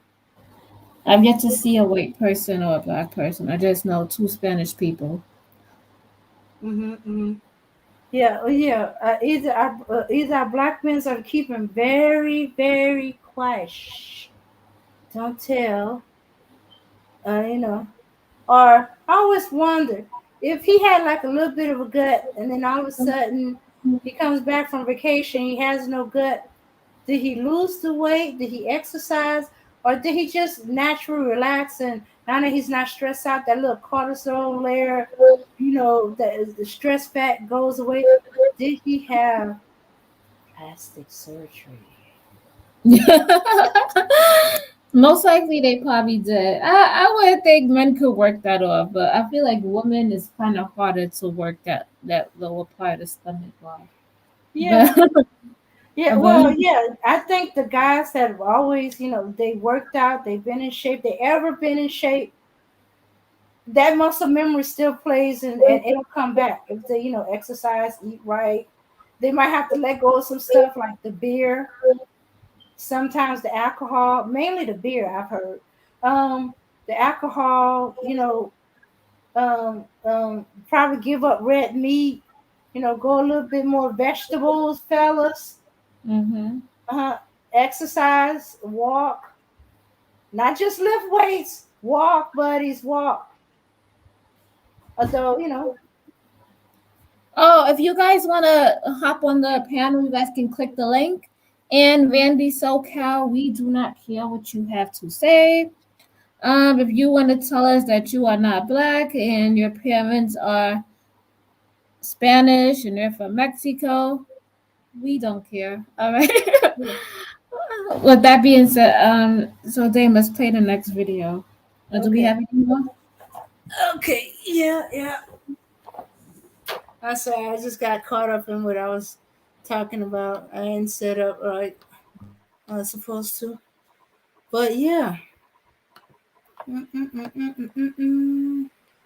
Oh, Yeah. Randy, Randy wants us to know that he's only going to be on Trinity's panel because he knows her for 9 years, and Okay. we want to tell Randy that we don't give two shits about that. Okay, we're more than happy for you. Okay. Yes. Go. Enjoy yourself. Knock yourself out. I think she's live right now, isn't she? I know you need to go support your friend, go support her. She's live. Mm-hmm. All right, let's play the next video.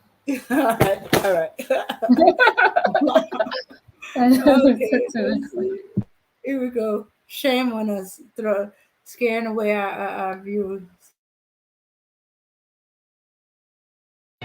First at 6, an Indianapolis woman is dead after traveling to the Dominican Republic for plastic surgery. It is a growing trend. U.S. citizens leaving the country to get those procedures. And WRTV's Adam Schoombs and photojournalist Paul Chiodo have been working this week to try to find out what went wrong in the Dominican Republic.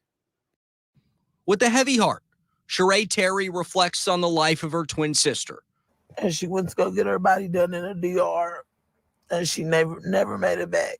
Sha'Carri Terry was a mother to a 2-year-old and the proud owner of the Mini Blessings in Paradise daycare on the city's east side before going to the Dominican Republic. And me and my sister had the type of relationship where we could get into it 1 minute, and then right after that, we'll be back friends and talk. And so I knew someone right. I felt it in my heart.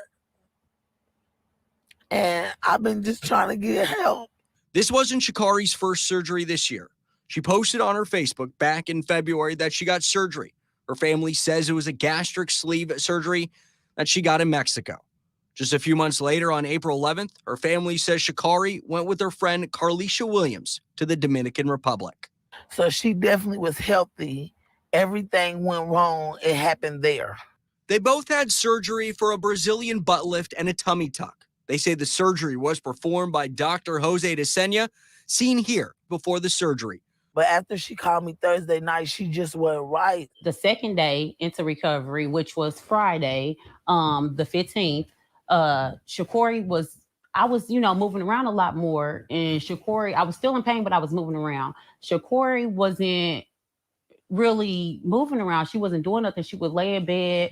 I would go in there and try to get her out the bed, try to get her to come downstairs and eat with me. And she just wasn't responding well. Carlisha says Sha'Carri was moved from their recovery house and admitted to a clinic in Santiago. When we go in there and I see Sha'Carri, I almost fell out. Like literally, like she was on all these machines. She was unresponsive. And she wasn't talking, wasn't alert, eyes closed. She's unresponsive. Carlisha Williams was told that Sha'Carri was okay. Her kidneys were doing well and her body needed rest. Carlisha says Dr. Desenia said she was only sedated. So I'm like, so if you unhook that, she'll be able to breathe and stuff like that on her. He was like, oh, yeah, she's perfectly fine. Like, her body just needs rest. Carlisha says she went back to see Sha'Carri the next day and a different doctor was there.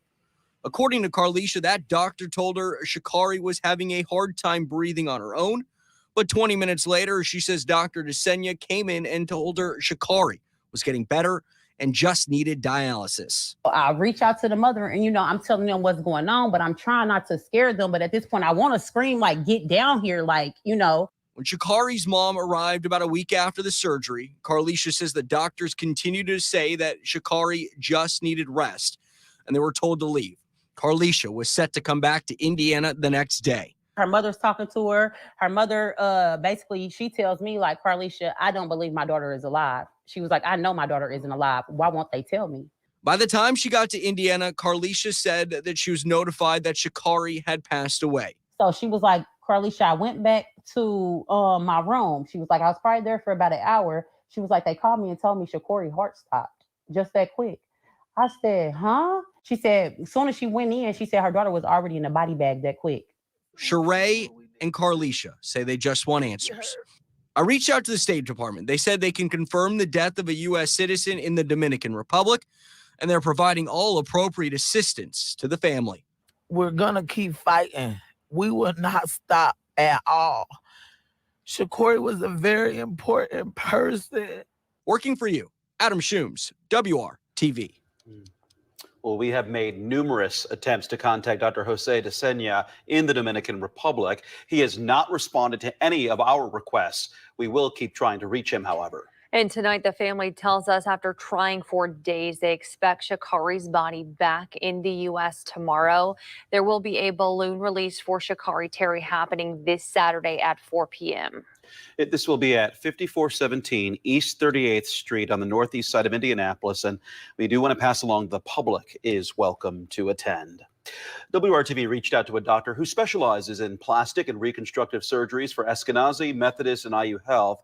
He said traveling overseas for plastic surgery is a growing trend. Dr. Ivan Haddad said since last summer, he has seen at least one patient a week at his practice at Eskenazi who had previously left the country for plastic surgery.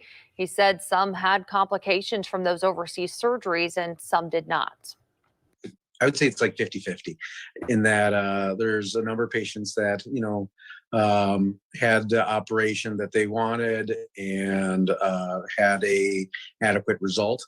But then, it's basically a coin flip where the others, had, have some complications, some that are, expected, some that are not, or the result wasn't what they expected.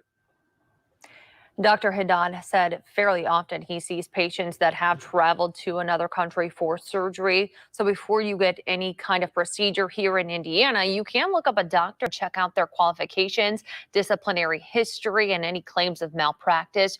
Just go to the state's website, in.gov, and find the Medical Licensing Board of Indiana section. Once you are there, scroll down to the consumer patient information. We will have a link to that site in our story at WRTV.com.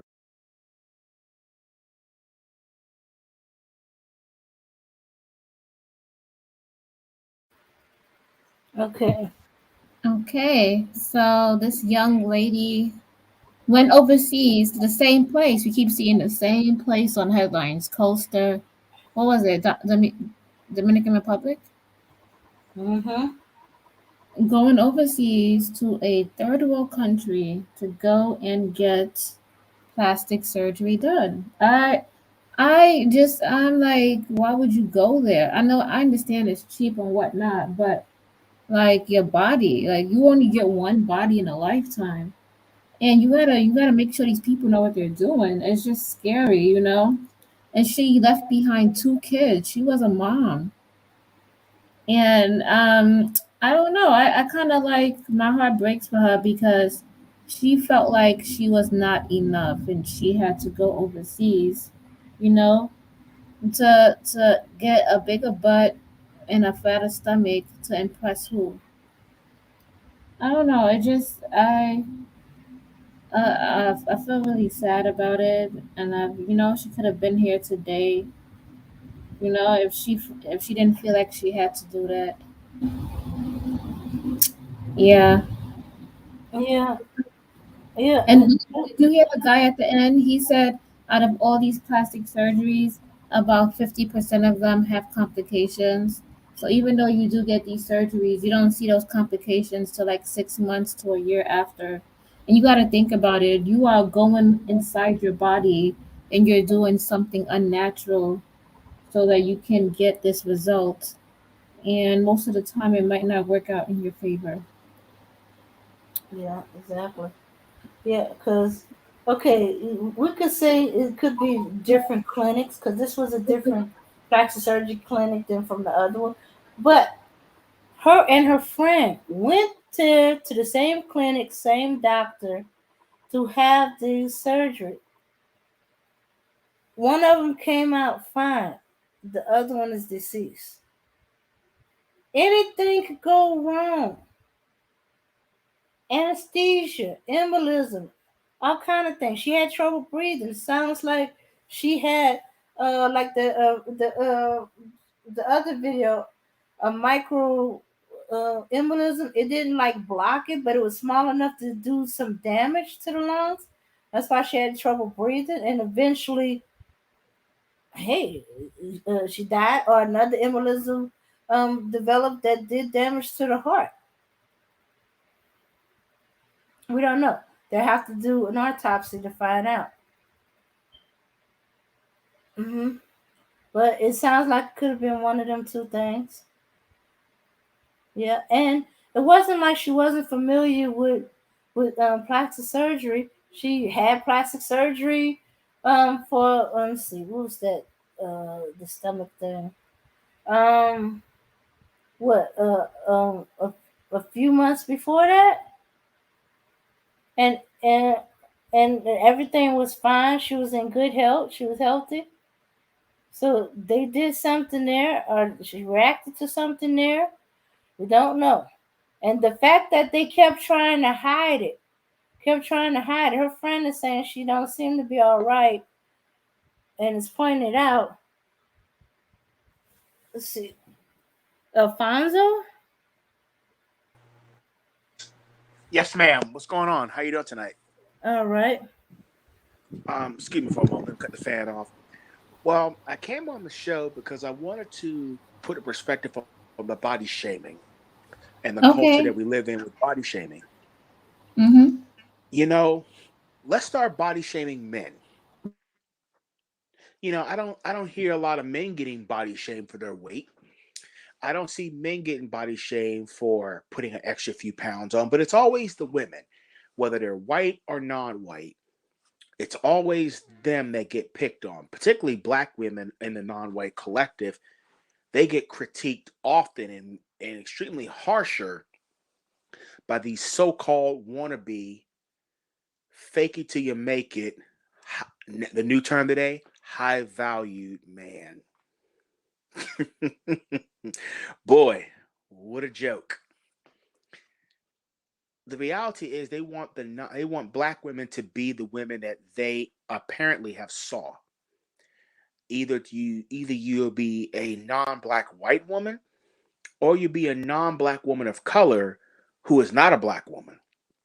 And you can look exotic to where they can fetishize you, not love you, not really show affection to you. It's more of a fetish. And listening to these guys like the Kevin Samuels of the world, many of these guys don't have the qualification to speak about how to make relationships better between black people. And if anything, our relationship should be constructive, not this oh hogwash foolishness of you got to go to the gym and get your body right. Well, I don't go to the gym for my health, so I don't have diabetes, I don't have high blood pressure or blood sugar or high cholesterol.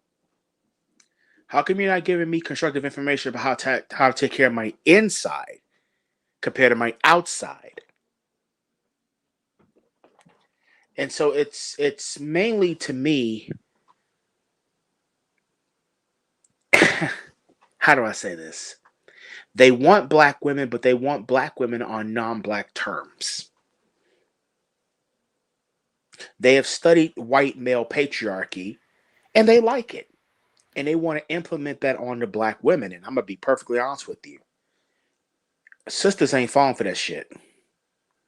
You're not gonna tell a sister now if she loves you enough, she'll clean the house, she'll cook for you because that's what she wants to do, not because she's forced to do it. There's something she wants to do. What these men want is they want to go back to an old way that black women never benefited from, a patriarchy, particularly white patriarchy. Not at all. And so they want to implement that patriarchy and go back to a time where, well, hell, these white men can control the vaginas of white women. Why can't I? Let us try to control our women and own them like a piece of property, not as individual persons with opinions and viewpoints and intelligence, but as somebody that I can own and possess.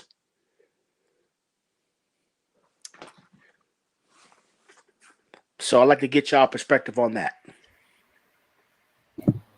I feel like we do need to shame men. I'm sorry, but we do because a lot of men walk around with these big stomachs and they themselves don't eat healthy.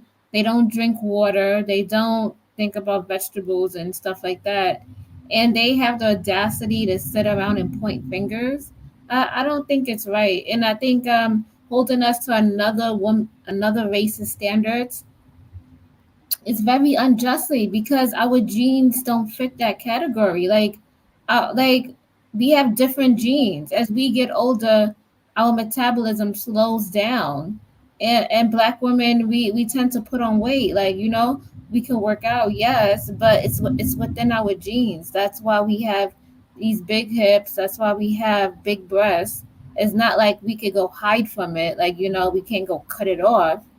It's within us, like and a lot of people, other races, they copy us, and I find the audacity for them to point fingers, like, and you know what, they're breaking down women's self-esteem because a lot of them, they work out and they eat healthy, and some of them, they still can't seem to lose that weight. I mean, I'm a big guy myself, but I go to the gym regularly. I don't sit around and just bend my elbow. I actually take care of my cholesterol, my diabetes, things of that nature because when you get older, I'm almost 40. I want to be able to still be able to keep up when I get older, and be able to do, stay pretty athletic and keep myself out of the hospital room, aka the emergency room, where the biggest expense of medical care comes from. Um, I wish they would have spent more time. Yes, I'm gonna call out Dennis Sperling too. Spend more time being more constructive and giving constructive information to Black women. If you want Black women to be better, you have to give them constructive information to do better. But that also means you got to do better. All right, Alfonso, let me ask you a question. Ask Do, away. do you all right? Don't you think that black women, we are always on the journey of trying to improve ourselves? Why do you think all these women call into Kevin Samuel's show? Do you think we just call in because we want to be made fun of? A lot of women call that show because they want advice. If you're claiming, right, that you are a high value and you're setting people up and you know what a high value man wants, and you got these women calling into these shows, they want to improve their lives. They call in because they want you to tell them what to do, since you got all the Yes, ma'am. information. Well, they call in thinking he's going to give them constructive information on what to do, but when he starts going into questioning person about themselves, then that's when he shuts down constructive information giving to now, well, that's why you ain't getting no man because you fat as hell. You know, brothers is sick and tired of this. Woo, woo, woo, woo, woo. But that's the reason I call for constructive information because it seems like you know some that I don't. But the whole concept is to get is to bait these women in, get them to talk about themselves so he can have content to treat them discourteously. See, these women are going to these shows looking for constructive information. They're ending up basically that's the bait. They're not realizing they're being baited in. So for Black women, they should do their homework and listen to these content people that they hear a name of. Listen to what they're saying before you go make a phone call. Because if they're not building you up, don't go. If they're not going to give you anything of constructive value that will help you better yourself in life, don't bother. And if they're not living that life themselves, but they're mainly just faking it on bad credit, don't do it. As my mom told me in a discussion we had, a person can't argue with themselves if there's nobody to argue back with them. Yeah, that's a good point. So, like, do you think men are on the path of self discovery of improving themselves? No. Okay, see that's what I'm thinking. So when this is my thought process because I find that every time I get into a relationship with a guy, right, this Yes, this ma'am. guy brings on all this baggage and from past relationships, and he kind of throws it on me, right? So I gotta sit there and juggle different things he's throwing at me because he's been hurt and he hasn't worked through it. And I feel like, and then they talk about women bringing in baggage. I feel like men have a lot of baggage. They have a lot of traumas. They have like all these expectations to put on you, and it's like sometimes it's so hard and frustrating, for you to sit there and go in with that day in and day out. It's very hard for you to, like, for you to make a really good relationship with someone like that. Would you agree? You can't make a relationship with a person that doesn't want to do the work. Hmm. If he is, and this is why I have my issues with these so-called. I don't really think they're high value men. I think they're faking like they're high value, but they're no better than you and I. They go through a lot of financial problems. They have to balance a paycheck or or pocketbook issues that we say in politics. They're dealing with a bunch of that stuff, but they want to portray to their audience or whom they're talking to that there's a form of escapism from these problems. You can escape, brother. You can escape. Well, how do you escape? Oh, you can lay in between the legs of a non-black woman of color or a white woman. That's your biggest escape. So when you get those women, what do you intend to do? What do you intend to do when you get them? Nothing. I'm intending to. There's a. I'll get back to it in a little bit because I don't want to lose it. But these people don't really want to value you, and they really don't. They're not in the business of building you up. They're in the business of tearing you down so they can fetishize it. But it's like this. Do you remember that do you remember the lady in Buffalo, New York that was the she was a very gorgeous looking woman, very very smart, brilliant young lady. She was a news reporter and she was Uh-huh. out there in Rochester, New York. Do you remember the story where the men in this section of Buffalo were catcalling her? Yeah. And the and then one of those brothers got out there and said, "I can't deal with no white chick, man. I can't deal with no white chick." I'm like, "Well, why would you say that kind of? Why would you make that kind of statement?" And she's steady looking into the camera like, "Oh my god." And then she put it out there what these people really were doing. They were putting down another collective of people to rise up a standard of light skin or light brown skinned women. And when he wouldn't give her, when she wouldn't give him no attention, that's when they started dissing her. Mm-hmm. And I remember that article. She wrote an article saying, this, and that's what I got the concept from is fetishization, is that these men have basically become like white men. They fetishize the people they're with. They don't love them. It's a fetish.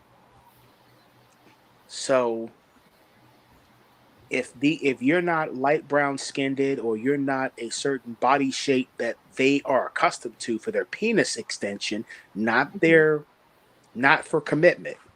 Uh-huh. It's more for a penis extension. Oh, If you're not that woman, then they're dogging you. You excuse my language, ma'am. I apologize. You low down, dirty bitch. You well, ugly bitch. You fat. Okay, okay. We don't Stuck say up. we don't say the B word here. You I'm said it sorry. say the B twice. word. I'm Yeah. sorry. I To, apologize for that. you can say they call you the B word. You can say the B word, but don't say Just say they call you the B word. Don't use the actual word. Okay, please You I'm don't. know, sorry, ma'am. that's I apologize. I really do because some of the stuff I heard from these manosphere guys is grotesque and disgusting, and flat yeah, out something I would expect from a white supremacist to say. I wouldn't yeah. expect this from victims of racism to say it. Um, Mhm. but they will use this platform, and yes, they're getting paid. Somebody's paying them to go out there and assassinate the character of black women and put them against other women who don't give them no play. Mhm. Mm. Yeah. Or hell, don't even give them no attention. Just like keep moving.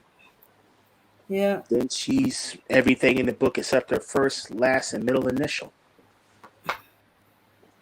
Yeah.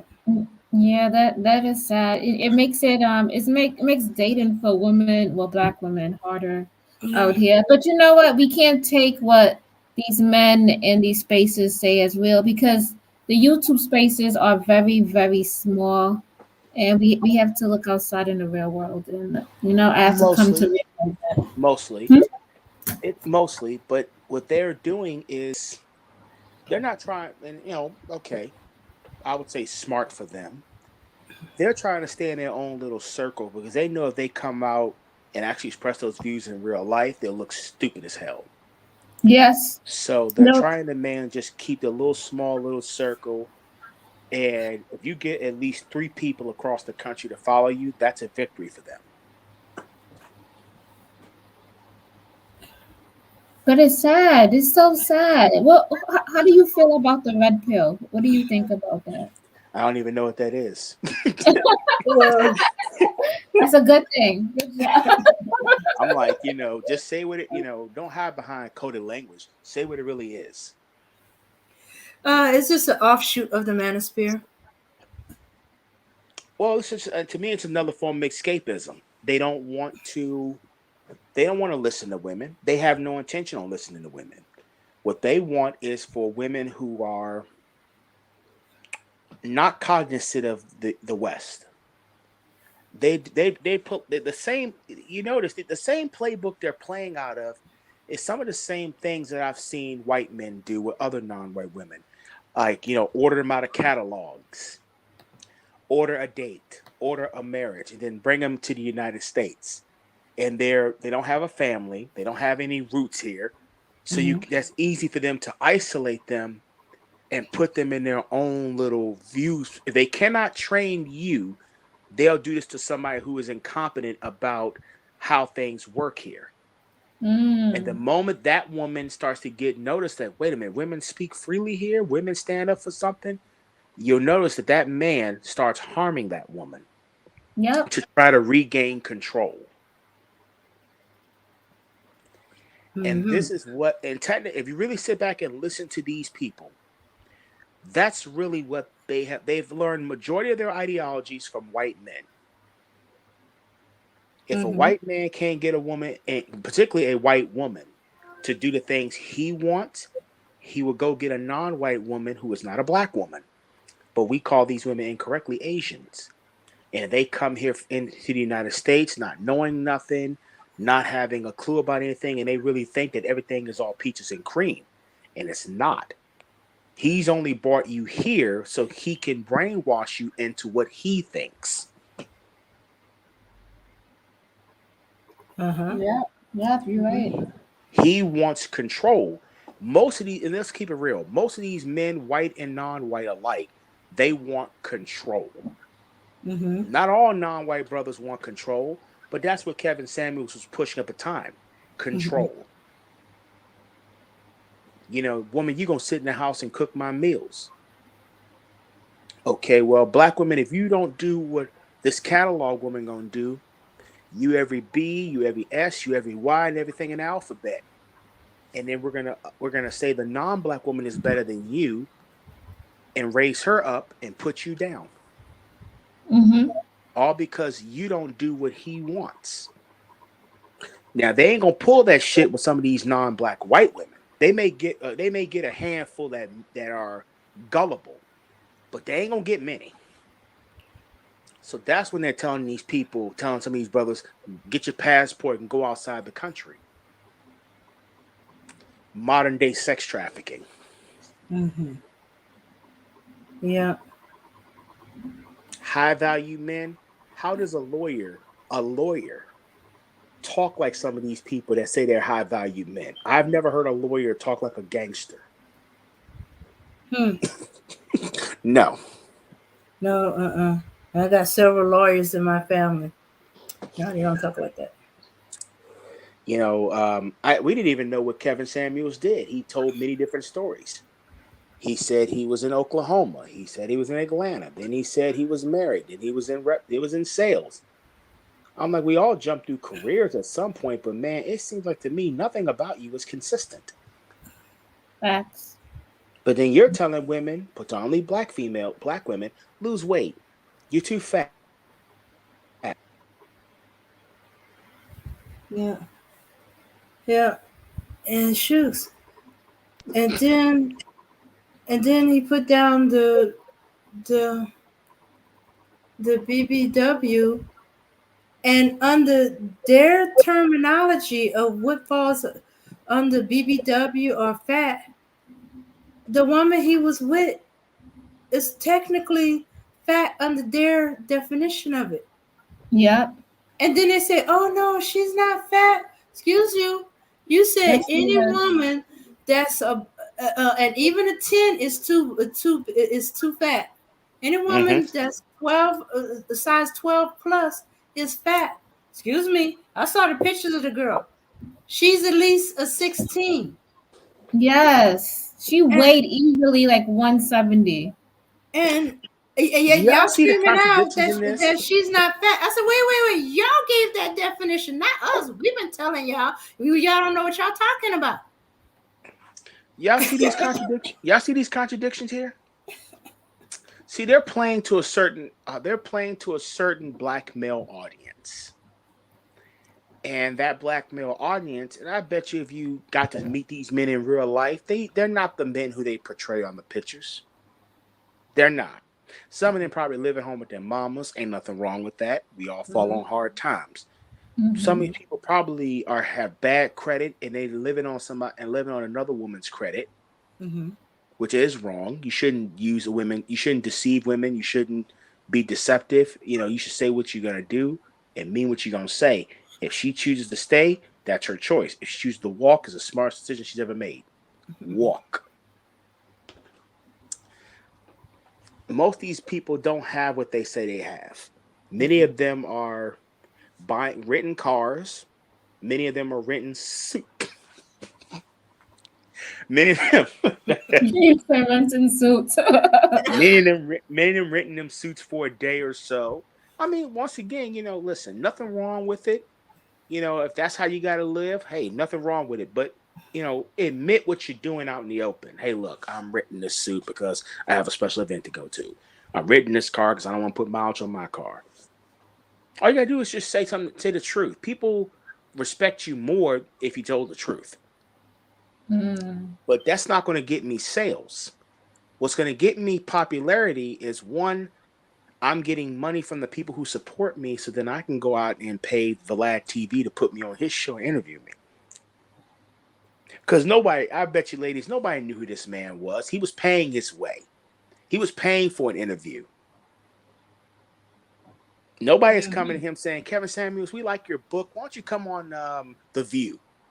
Why don't you come on the talk when I think, well, the one show now went off the air now, or with all the non-white women on the show, they can't think of that show. Vivica Fox was on it at one point.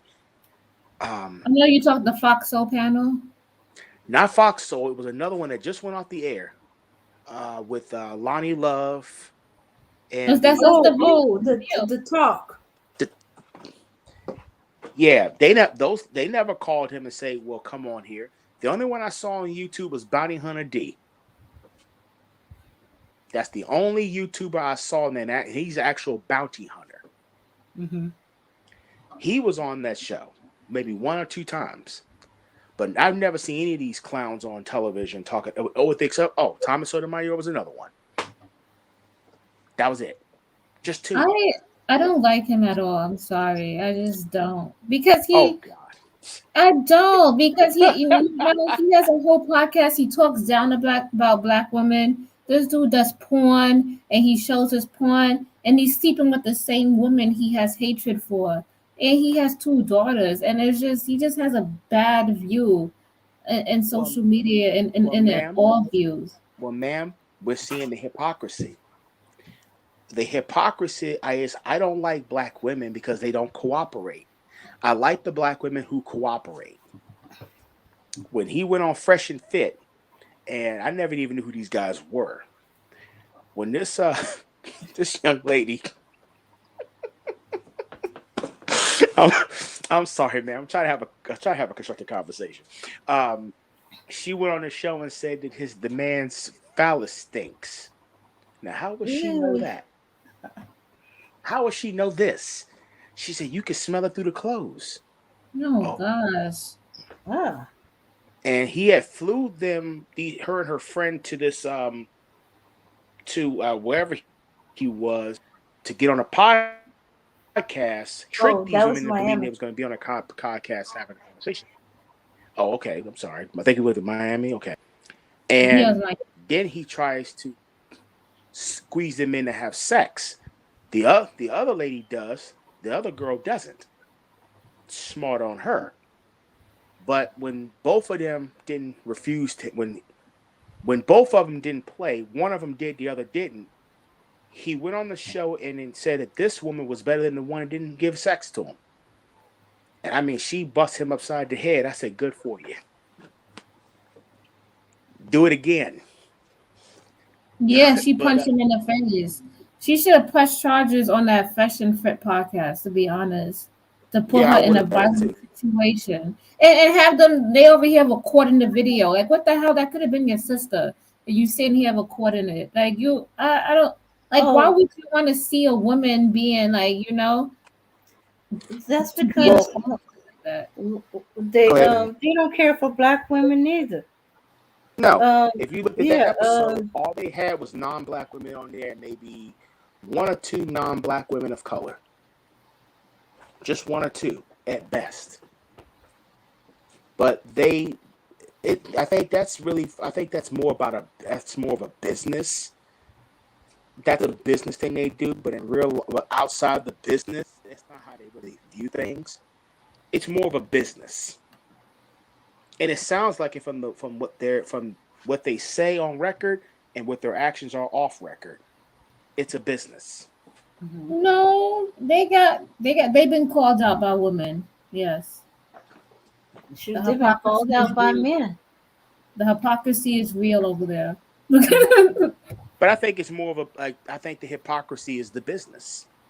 Like this is how they're gonna make their living. If we can trash black women in particular, and get a bunch of sponsors and sell a couple T-shirts and pay for some appearances on some other internet shows and get our name buzzed out there. Yeah, we got it made. Nah, some We, some sponsors are not even picking them up. Like, did you hear what happened to mediocre tutorials? I never heard about him. Tell me more. Okay, so he had a sponsor to be part of I think this beard thing where to help men like shave their beards or some. I think it's a hair loss. It was for hair loss. It wasn't for that. It was for Mm-hmm. hair loss. And it was this white company, and they wanted to sponsor him because he was a YouTuber and he had like so many followers. But he has said so many misogynistic things on his platform that this one woman went over there and expressed her concerns to them, and he lost his sponsorship. Good. This should continue. So they're not going to probably get sponsors. They're more likely going to try to sell their own products and sponsor themselves. Just to say, hey, I'm a big name because listen, ladies, you got to pay money to fake it. Mm-hmm. To fake all that it takes a lot of work to fake it. It takes a lot, and these guys got money, and they're mainly and some of them that got on these shows and says, "Oh, I gave you $500." It was a guy actually said that he gave Kevin Samuels $500 to fix his phone and never got the money back, but eventually he did get it back under having to keep calling them, saying, "Hey, I need my money back." Mm. So, ladies, I have to be honest with you. I say continue using this platform to expose this stuff, and I'm saying this as a man. Um, because bottom line is these guys wouldn't have a job if they weren't disrespecting black women. If people turned them off, they wouldn't have no show. If no one responds to them, they wouldn't have nobody coming to them. Mm-hmm. These are what I call ambulance chasers or attention W's. Anything for attention, if they can say the most derogatory, egregious stuff to get attention, that's what they're gonna do. And there are people out there who are frustrated, and let's be honest, there are brothers out there who are frustrated, who really want a good black woman, but don't know how to find one. And they're frustrated because it's women like you who are, take care of yourself and whatnot. You're not picking the guy that's working at at AutoZone. You're not picking him. He's seeing you picking the man who got 2 felonies on his record. But And so, I don't think that's true. I think if he present himself, he take care of himself, and he make himself look nice, a button up shirt, and he knows how to have good conversations. He is just as worthy as anybody else. I think it's mindset over anything. well, it's yes, it is mindset, but I think what he sees is the realization. Mindset is one thing, but if he sees it, if he sees the rejection, and he sees that, damn, I tried to get with that woman, and she ended up with this guy with the muscles and tattoos, but she told me she was looking for some high quality man. Is this what she getting? So when they see the hypocrisy, or if they come across it, they feel a sense of betrayal. So it's like with these neo-Nazi groups, how they recruit. They typically get a white kid that's down on his luck, broken home, ain't and really politically and mentally immature, and then they feed him this sense of belonging. Yeah, you belong to us, man. We're all brothers. In the white I struggle. I still We're think it's mindset because I still because I think those men they trying to go after women who are out their league. Yes, but they feel entitled to those women. and See, that and it goes back again to the marketing. It goes back to the brainwashing. Bring them in, give them a couple books, poorly written at times, um, grammar all messed up. But hey, you're feeding into my emotion. I'm angry. I'm upset. I'm frustrated. I got this job and I work these hours and I can't get the woman I want. Why can't I get, you know, name a beautiful sister? Why can't I get Megan the Stallion? Why can't I get Megan Nicki Good. Minaj?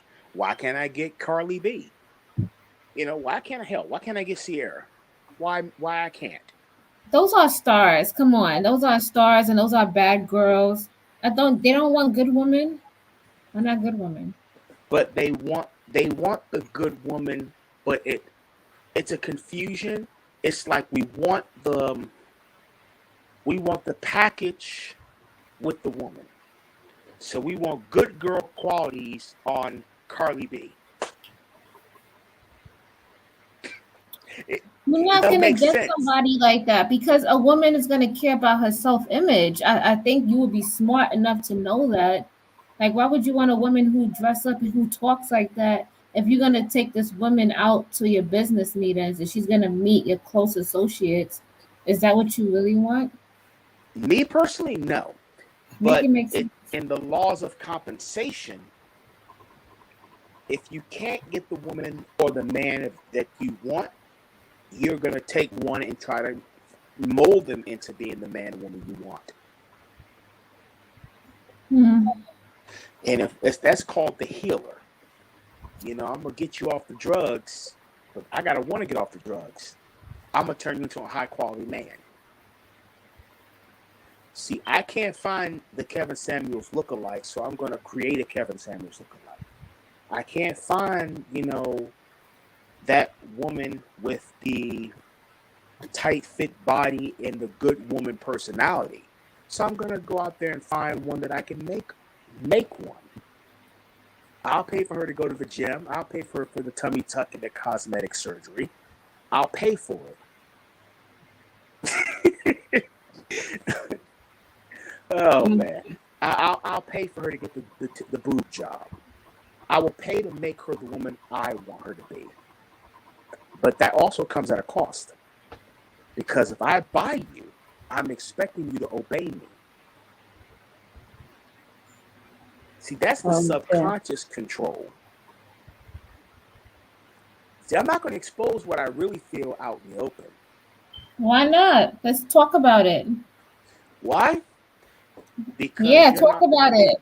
You're not going to Expose. Go date me. ahead. You're not going to Because date what? me.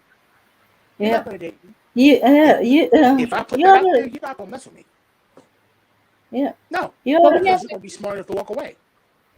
we're okay. having conversations. We want. Oh, you talking about a man? If he doesn't, okay, he Yes. doesn't want See, to tell men want you. control. Men want control, but women also want control, but they don't want it to the extent that these men want to control. The woman's trying to make a man out of a man who in society can't function as a man if he is stepped on by another man. The man, on the other hand, is trying to perpetrate a fraud like he is one. So what he's trying to do is get a woman who can stimulate that ego. I mean, I hope this makes sense to you because it's really all about one thing. It's about compensation and control. Mhm. You know what, Alphonse? You need to come up here when come over here when Max is here, cause you're saying the same things that he been saying for a long time about these dudes in YouTube, the Manosphere, the Red Pillars, and stuff like that. And yeah, he been stating the same things you have been saying. I mean, because mainly I see it and I pay attention to it, and it's just like, wait a minute, this ain't really. I mean, okay, this is an alternative lifestyle if you're trying to you want to keep up with the Joneses. This is like a mainly a a slower but consistent way of getting in there. This is the back alley. This is like when you have bad credit. These are things you can do when you don't have good credit. But this this is what they have come up with a lifestyle. They have compensated, which is I don't see nothing wrong with it, but I see something wrong with it when it becomes a lifestyle built on fraud. It's built on you know mean spiritedness. It's built on nastiness. It's built on fetishization, which they're not saying it's fetishization, but when you look at the behavior of it, it really is. It's fetishizing. Um, they're not being honest with the people that watch them. Mhm. They're not. They're not being transparent. They're not giving constructive information. Just yesterday, I think Dennis Sperlin said, "Well, the black population as you know it is going to be dead in a few years. We're not even birthing babies at a replacement rate. So black men, you need to go where you're accepted and not tolerated. You need to leave What? this country." That makes Yes, ma'am. no sense. And I said, "That's a fucking lie." Excuse me. I said, "That's a dude. You're full of it." But he said it out loud. Yeah, you need to, what we got. Africans coming over here from different countries, but those who are so-called ADOS, they're not going to be here in 50 years. I think it's about time you make the adjustment, black man, and save yourself. I said, well, Oh, the What are from they system. whom? saving themselves from? Exactly. That's what who From are you whom? saving? Who's coming to kill you? Like this is. But that is the propaganda he pushed. I'm like, wait a minute, that's full of shit. Hmm. Because they did say that the non-white population has increased from this last census, and black people are moving to smaller cities to one find jobs and build better families. Mhm. So he didn't bring that side of the game. He didn't talk about that at all. He mainly talked about going out the country, producing babies with other women that are not American black women mostly. You can date other women of color, but you don't need to date these women here.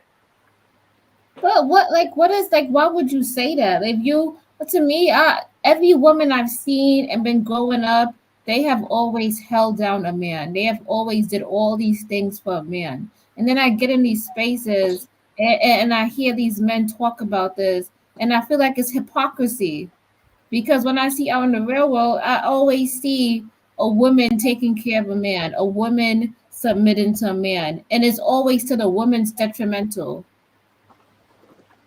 Well, that's not the side of the game they want to push. decided again they want to push, and most of these men have had some upbringings where the mothers didn't make correct choices.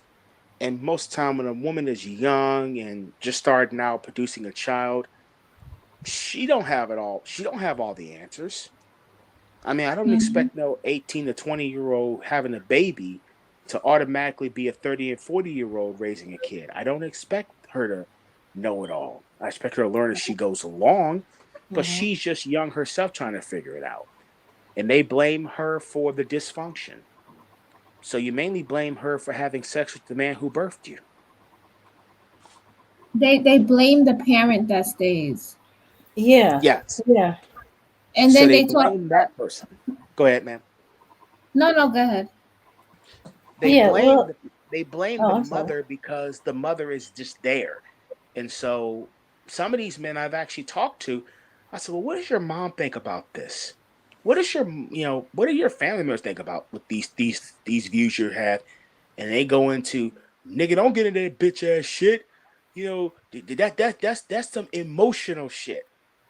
I'm like, "No, I'm asking a question. It's not out of emotion, but how do they feel?"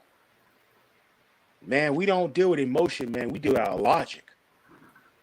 But this is not logical. So that's their defense when you ask them that question is don't think out of emotion, think out of logic. Well, emotion and logic is cause and effect. Mhm. Yeah, So and isn't their apparently, response to everything, their anger with black women, a emotional response? yes, it's an emotional response because you're not thinking clearly about, you're not thinking logically of how they are seeing it. I'm like, well, I'm saying you're trashing the women who birthed you, and you're basically telling you're telling yourself and you're telling people who are around you this ape bee ain't nothing.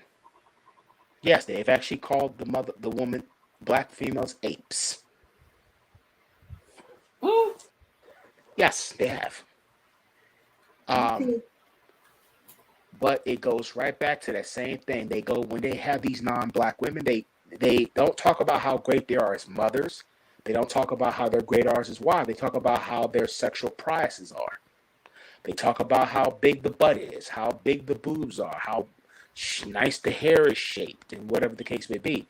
It's like mainly they pick apart her as if she's like a convenience store merchandise. And so I'm like, Um, this is crap. So, I listen to this foolishness and then I get to this conclusion. Many of them want women, many of them want to be reborn again. Many of them want to be reborn again in the image of the mother they never had. See, if I grew up in poverty, and I grew up in a urban housing project that was owned by the federal government, and I'm looking at everything around me is everybody getting some form of government assistance. Some people working, low wage jobs just to put food on the table. Yada yada yada. I'm angry with her because she put us in a predicament that I feel we shouldn't be in. So what I'm going to do is I'm going to be better than this woman.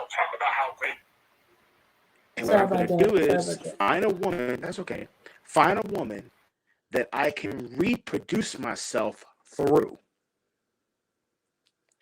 So I'm going to reproduce myself with not with a black woman because I equate her with struggle. I equate her with poverty, with broke. And I'm going to get me a woman who's not broke. And I'm going to produce my offspring. But really, when I stick my seed in her vagina parts, aka her birth canal, I'm really producing me again. See, I can't physically be born again, but I can produce an offspring with her that will actually live. I can live through my offspring. I can live my childhood through my offspring. I can live everything that was inadequate about my upbringing through my child. And this non-black woman is going to be the woman who does it. So when I produce that child, her status drops down here, and my status increases. Well, But how there's does a couple his of things status? wrong with that. Huh? The mixed child will not be the mixed child will not be black, and two, they eventually leave that woman and that child too. Most of them. So what's Okay. going on? They Man, typically I wish leave that. Max was here, cause you and him They agree leave on that a lot of child. stuff. They leave It's the almost child like he's until up here getting her saying the same independence. thing. If she gets her Alfonso. independence from him, Oh, hold that's on, when he'll leave. Alfonso. Your mic is acting up. Yeah, I was gonna ask you, can you go out and come back in? Sometimes my phone does that. I think if you have an Okay, can you Android or hear me now? something. No, it's Uh, like staticky. It's like a little bit of static. It's like it's in the back. If you go out and come back, it should be fine. yeah. He's saying a lot of stuff that Max says. About how these men are men in man of spirit, and they not being for real, and they wouldn't have a job at all if they weren't talking about badly about black women. That's their job. Um, yeah, yeah. It'd Yeah, but be he was interesting hearing him and Max talk that out. Yeah, but he was talking about how when the child is being born, right? So Mm-hmm. he put a seed into the woman. But like even if your child comes out half white, half black, how is that even gonna assist you in anything?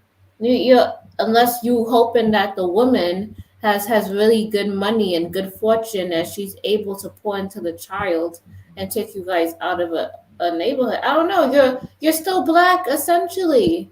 And what if the child comes out predominantly with your genes? What are you gonna do?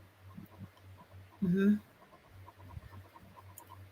I've seen men like that. And remember I told you I dated this this guy.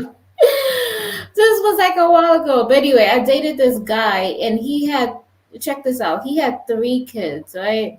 Mm-hmm. His first child was not his. It was from the mom. So the mom already pushed out a child, and the child was fully Mexican. So his girlfriend was Mexican at the time, Mm-hmm. and the child was fully Mexican, and he said that he took care of that child because he felt like they needed a man in the house, and they needed some masculinity, and they needed manhood, and he stepped in and he was able to provide that, and then he had 2 kids with her, right? Mm-hmm.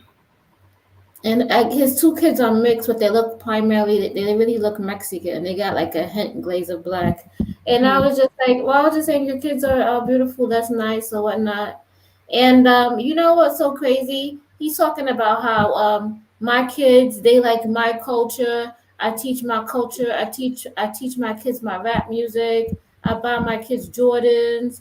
They like the way I dress, and I'm sitting here like what the fuck? What am I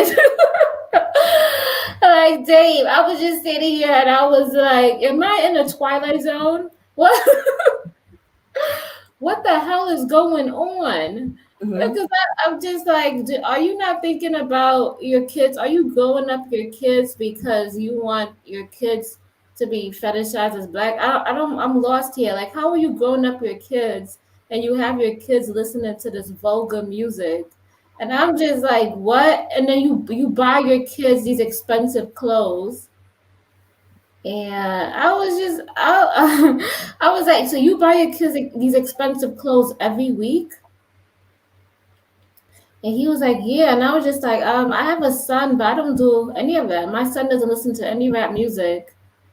My son mostly listens to like kid stuff, and he's 10. And I buy clothes for my kid, but I buy clothes that he likes, like Pikachu. He likes Minecraft. He likes stuff like that, like kid stuff, right? He doesn't go in there and talk about Jordans. I'm just sitting here like, I feel like you're setting your kids to into a down slope because Like you're not putting good things into your kids. I'm lost here. And that just goes to show you not every man could raise a child. Oh my God. So what he was telling me about this, about how he goes to another, I think they don't like themselves. I think that's what it is. Maybe that's they don't know how to love a black woman. And they possibly think that being with a different race of women would possibly make it easier for them, or they think that we're too hard to deal with, but he didn't even try. You know what I mean? Yeah, yeah.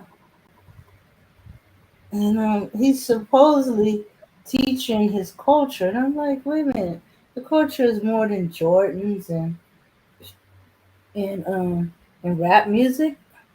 Do you even know your culture? Did you even bother to know your culture? Because hey, you can't stand it. You're just trying to avoid being black. You're trying to go into this other area. And how you gonna? Exactly. Yeah. That didn't make any sense to me, and I was just like, wow. And he telling me how his kids cut school and they selling things in school and all of this, and I was just like, I'm like, whoa, I whoa, wonder whoa. why. And then he in turn, right? This was one day I was meeting him for like lunch, and most of the time when he dressed pretty, good, like a button down, and Well, Mhm. one time during work, this dude was wearing some jeans, and it was falling off of his behind, and Okay, I was just like, this is not it. I can't. This is not you it. gotta go. Yeah, this is not it. Like, what you mean? I'm a grown ass woman, right? I have a 10-year-old son. I don't want you to be the example for my son. I'm sorry. This is not going to work. Yeah, and yeah. Yeah. I told him to go back and marry his to marry his ex-girlfriend because she gave him what, two kids, and he took care of the first one. Why didn't he marry her to begin? Mhm. How you just leave her with two extra kids and you don't marry her? Uh, Yeah. you know why he left her? Because she wanted to go to school to be a nurse. What the hell? What is this about? Women going to get an education or going to school or trying to do better, and they leave. I was like, you know how that sounds, dude. And then I was telling him that I was going to school also. And he was like, "Oh, okay." So like, a lot of women. I'm like so lost here. So that was a red flag. Another thing was, so we was talking about cars, right? So I'm like, I want a Tesla, right? A Tesla's like $40,000. So I'm telling him, yeah, I want a Tesla. It's gonna cut down on gas. $40,000. That's not bad, for a brand new car. A Tesla, especially the models that they have now. I think the cheapest one is like 40 grand. I'm pretty sure you can get something used for cheaper. But I was just telling him, yeah, that's the car that I want. It's 40,000. It's not that much, and he made it seem like $40,000 was way too much money, and that's a lot of money, and oh my God, and all of this, and I'm sitting here like, what is his problem? Like, Exactly. You can't afford it. You can't afford it. I be thinking the same way, but I know why I'm thinking that same way because I can't afford it. Yeah, but I'm not putting that on him. That's for me. Like, I don't. I was just standing here like laughing, like that. I know it's not funny, but like, come on, dude. Like, really? I Yeah, think but Black Knight get up on here, but he has to get his yeah, but devices. you see guys like that. Okay, now they already got some clues that women have a self-esteem issue. They will dig into that self-esteem to tear her down, and she's trying to, and he's feeding on some insecurity that she's gonna Ladies, lose him. ladies. and that's when that plastic surgery stuff coming. Hey, Max. Ladies, Dr. Dewish Agan at your service. What seems to be the topic tonight? The Black Knight told me to stop by. What are you Okay. ladies talking about?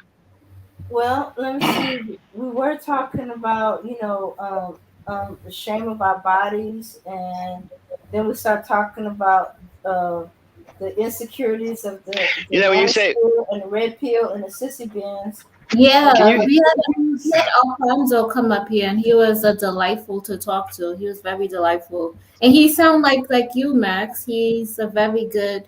He advocates for Black uh, women. uh, uh, That excuse me, you have me mixed up. I'm Dr. Dewish Agan. I'm the friend of the Black Knight. He told me to come by, give my a little bit of my 2 cents in the matter. Now, what is a sissy pill? You said somebody's a sissy pill. What's a sissy pill? A sissy bin? Now, you said a sissy pill. What is a sissy pill? Oh, that's a mixed sissy bin red pill. Oh, okay. Now, when you say body shaming, are you talking about tattoos? No, I'm talking about an ideology of the cis bin and red pills. So when you say body shaming, you mean it's pretty much name calling or shaming with someone's body parts? Is that where you're going with it? Yes. Okay, He go. specializes in trying to shame women about how big they are or how small they are or if they in shape or not or if they're ugly or pretty or natural or wear makeup and all that other stuff. That all goes Yeah. into part of the body shaming. You know, there is a thing going on now where people are trying to purchase additions onto their body parts. I've even seen some white men now purchasing buttocks. What? Yes. This is becoming a little extreme. Yeah. Even people are now dying from such surgeries, you know. They're Yeah. going to different countries and getting these surgeries from the backyard butcher. And he's doing a number on several people who, you know, unfortunately, it's the last thing that they do on earth.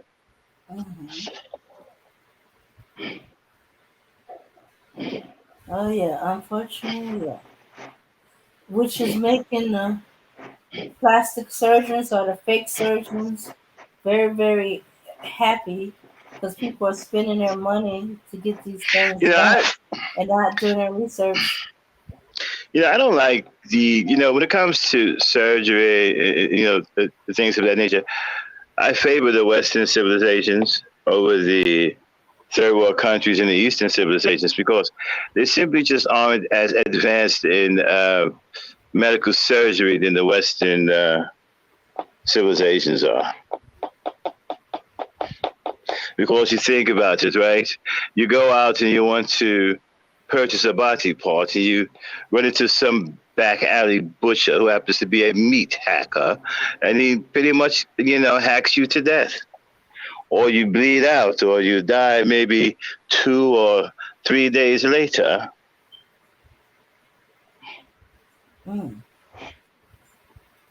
As you go to a Western civilization, such as the European countries, America, Iceland, Germany, they have the resources and the intellectual medical aptitude to perform such surgeries at a high rate of success. Mm-hmm. Could you not benefit from that? I mean, how else would you know if you have made a real good decision for yourself, right? You could benefit from that sort of certainty, whereas that you go to a country where the success rate is in the 90th percentile, giving that type of operation.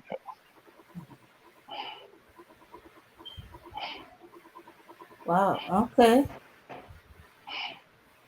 Well, it seems like they're going to these countries where these doctors are not certified uh, plastic surgeons, or if they are certified plastic surgeons, they have had too many suspicious deaths on the people that they perform the plastic surgery on. Well, I don't know if you want to call them suspicious. I mean, the doctor killed him, did he not? I mean, when was the last time? When was the last time you was? Where was the last time the person was seen alive? Okay, at the doctor's office. Exactly. So, what is suspicious about their death? Okay, that they had 3 deaths. Come on, lady. This is not our Plastic thinking. surgery they performed. Yeah. The person has gone to the doctor. Worse Wait yet. a minute. Wait a minute. The person has gone to the doctor. 1 minute is alive. The next minute is dead. He's dead, and we're suspicious. Come on, ladies. This is not our thinking, is it? Mhm. Okay. Yeah, I corrected myself. I said he had 3 deaths, or they had deaths, or they're not doctors of plastic surgery. One of them was a gynecologist. You know, I do want to say something. I heard the gentleman talking earlier, right, about different types of matching each other when it comes down to relationships. Let me explain something to you. It doesn't work by matchup. This is not a puzzle game. This is not super puzzle fighter. Okay? You don't match colors and objects together and get a good relationship. That's not the way it works with people. You know, it's an attraction. If you are attracted to someone, it doesn't matter their status. That's nothing to do with it. I mean, this is something that people are interjecting, into a person's personal situation with another a person. People are injecting these things: money, high value, cars and boats and things, which has something to do with the actual raw attraction that one person has towards another. Yes? Yeah? Okay, yeah, but there's another underlying motivation besides their attraction, or there's something motivating the attraction. Such as? That she's not black. I mean, people have different preferences. We're not going to be able to stop swirling. Is that what you're trying to do? I think black people need to disengage from worrying about who's swirling and who's non-black or whatever. There's nothing you can do about that. We're too far in the game to be even continuously wasting energy on that. There's going to be people who will go after non-black people to the day the world comes to an end. It's never going to stop. It is a waste of time to even consider it anymore, to even try to say, well, I guess if you're going to be traditional and say, well, we're black over here. We don't want anyone to come over here that's non-black. If you got that kind of circle, you got that type of tight-knit group, then maybe it means something to you. But other than that, it doesn't mean anything anymore. Uh-huh. There are too many people doing it. Black people aren't the only people in this world. Black people aren't the only people who love people of other races. Other people, I mean, people of other races love black people too. Mm-hmm. Are they swirling? Mm-hmm. Yeah. Are people in China calling the Chinese women and men who love black men and women swirling? Are they calling them swirlers? Yep. They are? Uh-huh. Where is this evidence at? It's in China. I haven't seen it. It's in China. I've never seen it. And it's in Chinese. I've never seen it. I spend time in China. I've never seen any Chinese person call another Chinese person who was dating outside their race a swirler. Oh, I didn't know you was there recently. When did you go? Yeah. I've been in China. Let me see. Last time I was in China was back in the late 90s, the early 2000s. Okay. That's like I've been to Hong Kong. Yeah, it was nice. Oh yeah, Hong Kong. Yeah, Hong Kong was pretty good. Especially you can go to the island of Kowloon from there. Kowloon is pretty good, but you got to be careful. Kowloon is dangerous, but they won't mess with the foreigners though. Okay, the Chinese there that have been exposed to their Americanized Chinese family members. No, they don't. They don't. No. Yes, Especially in Hong. Excuse me. Have you been there? No. You're talking to someone who's actually been there more than once, We're not and talking I'm about telling the you. elderly now. We're talking about the Excuse younger me. generation. You're talking about someone who's actually been there more than once. And I've been on both mainland China, and I've also been to Hong Kong. What's the youngest Okay. person you spoke to? I haven't. It's been. I couldn't tell you. What does that got to do with anything?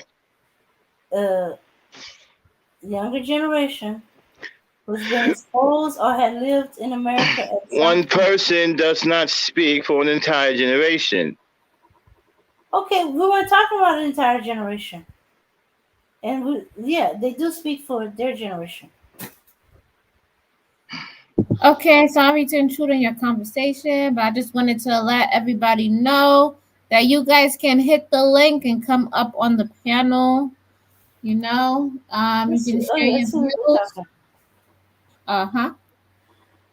Okay, Dirty Varmint thinks weight is mostly genetic. It has little to do with diet and exercise. Shaming someone for weight is like shaming them for height or hair color. Yes. Oh, okay. Yeah, I agree with Dirty Vomit views. But yes, Dirty Vomit, you can also click the link and come up here. We don't bite. I think Dame had the calling number. Did you still have that? Yeah, hold on. Let me 'Cause I mean, yeah, you can post the link in I the keep calling forgetting number. Dirty Varmint gotta call in. Okay. Well, I hadn't seen him in a while, so kinda. Okay. Okay, here we go. Go in. All right. Yeah, so if you No. go ahead. Oh, I'm sorry. Hold on a minute. Okay, so if you have anything you want to share, any views of how you grew up, if you were shamed, if something happened to you, or did you see your parents, what did you go through while you was in school? We want to hear from you. So please feel free to click the link. This is a safe space for both men and women. We do not tolerate the B word. So yes, you can click the link or you can call in. The number's posted. We'll stand by for it's like about 10 more minutes, and then we just might call it a night. Yeah, I was thinking the same thing. 10 more minutes, and if nobody wants to come up and talk or hit the or call in, we're just gonna shut it down. I think we Yes. got a message across. I mean, we Even though I was going through a lot of angry ranting. did we play all the videos? Hmm? We did. Did we play all the videos? One, but I figure it's redundant. This woman was talking about her daughter had died during plastic surgery. Okay. Yeah. Okay. Yeah. But just in case, but if you want to show the video, I could do that. Yeah, we can show the last video. Until anybody, feel free to click the link. Hop on. We don't bite. We allow you to express yourself. You just can't be disrespectful. And this is a safe morning. Sorry about that. No, go ahead. You can play it. All right.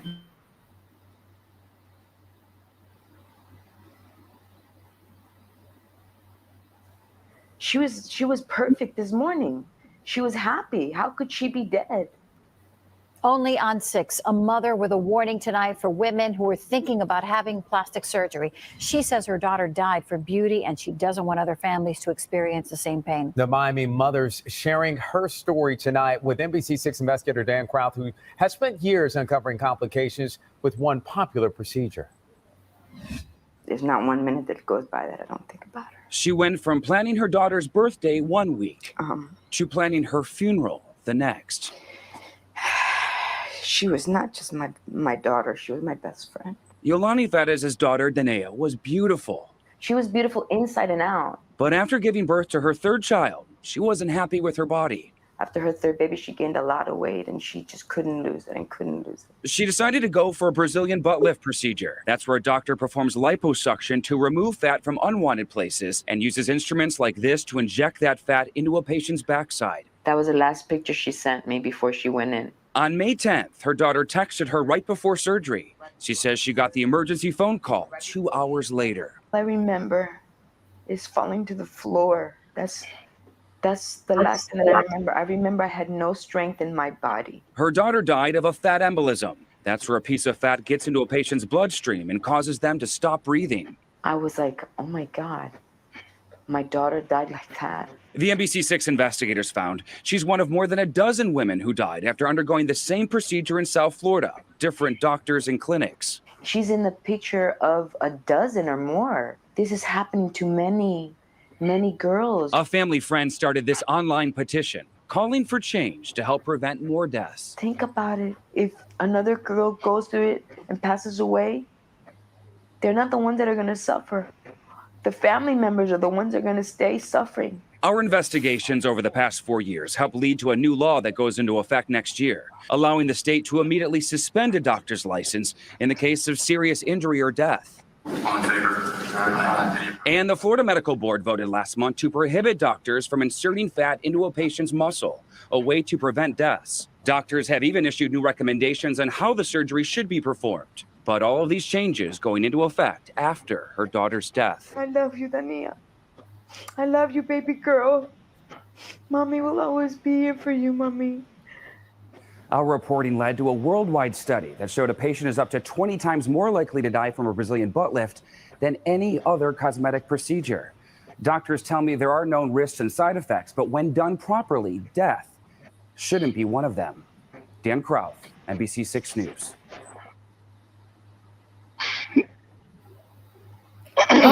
Okay, I stand it corrected. The Brazilian butt lift is now #1 Yes, of all the cosmetic surgery. Dangerous one. Oh, Why would somebody? Okay. Go ahead. I was gonna say, Dirty Vomit, you can come up here and express your feelings.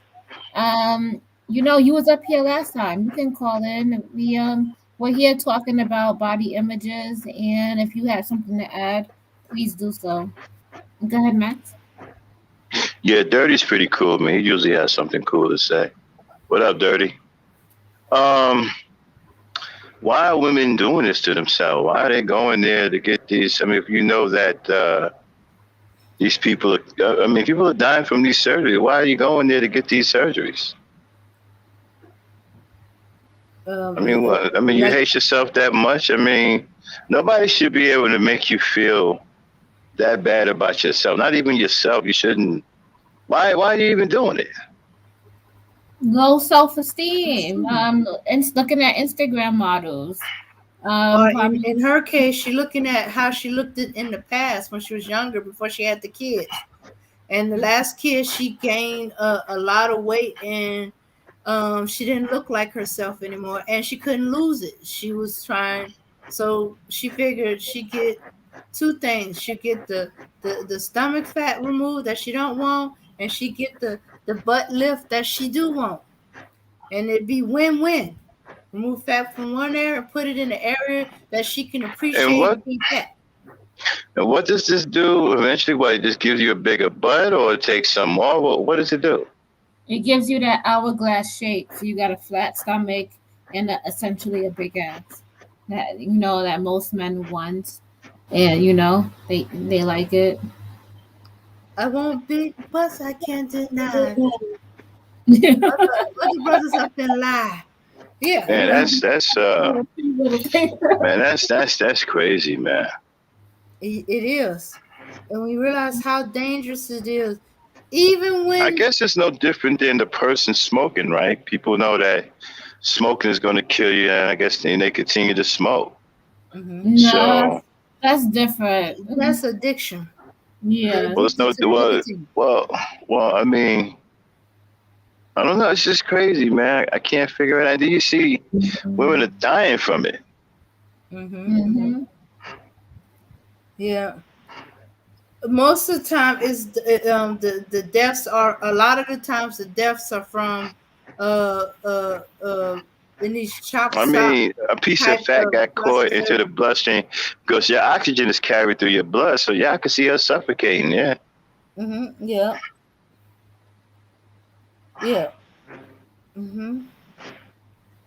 And sometimes your body can reject that fat.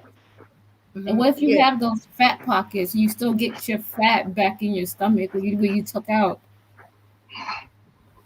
Is it really worth it? I don't think it's worth it. But Yeah. I don't neither. And not to mention, hey, your body goes a little bit of a shock. It's gonna rebuild the fat back on the stomach, and it's gonna remove the fat at the butt. Cause hey, you're not supposed to be over here. You don't normally go over here. We need you back at the stomach where you were. Get over there. what if your body rejects it and then you just get an infection? That could happen also. Oh, well, yeah. Me and Max done live on that. The the worst case scenario, the butt falls off. Oh And Yeah, you my yeah. When die the god. in butt fell agony. off, yeah. Yeah, the girl's butt fell off, right? Yeah, her butt We fell did it off. when her butt fell off. Yeah, we was tripping like, what the fuck? Like, She had a big old hole where her butt used to be. the butt just fell off, yo. Oh Oh, my god. do you remember the one where the butt exploded? Yeah, that one too. Yeah, when the butt blew up. Yeah, we couldn't even show it. We had to redo the. they, they, Yeah, we they, had one where the butt blew up, and the other one where it just fell off. mm. Oh my She was god. walking and it fell off, right? Huh? She Yeah, was walking and she it was in just fell pain. off. She was on her way to the Yeah, doctor's office, and it fell off. When she went to pull down to show what was wrong, big piece butt came came. off. Oh. Yeah, butt came right off with it. Mm-hmm. That's crazy, man. I feel bad for Mm-hmm. the women who are putting themselves through that, man. Mm-hmm. And that poor woman died in agony. I know she. Yeah, I mean, that's sad. Because to give her a strong enough dose of pain medicine to stop the pain would also kill her. Well, you can use Vicodin to stop it. I don't know why they didn't give her any Vicodin unless they didn't have any. Well, it's possible that, but I think it wasn't enough. No, you don't need that Vicodin. No, Vicodin would No. have, trust me, Vicodin would have stopped it. I had Vicodin and it don't do anything for me. No, you didn't have the right kind. You had the kind that they give people who are not athletes. Oh. Okay. Well, Yeah. okay, well, they probably didn't have that Vicodin, especially since Pretty she got much it done. yours has been cut down. You need the uncut version of Vicodin. Okay. If I ever have to go on Vicodin again, say, okay, I need the uncut version of Vicodin. They're not gonna give you that.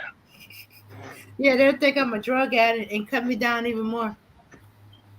You gotta be an elite athlete or somebody to get that, or you gotta have some kind of authorization.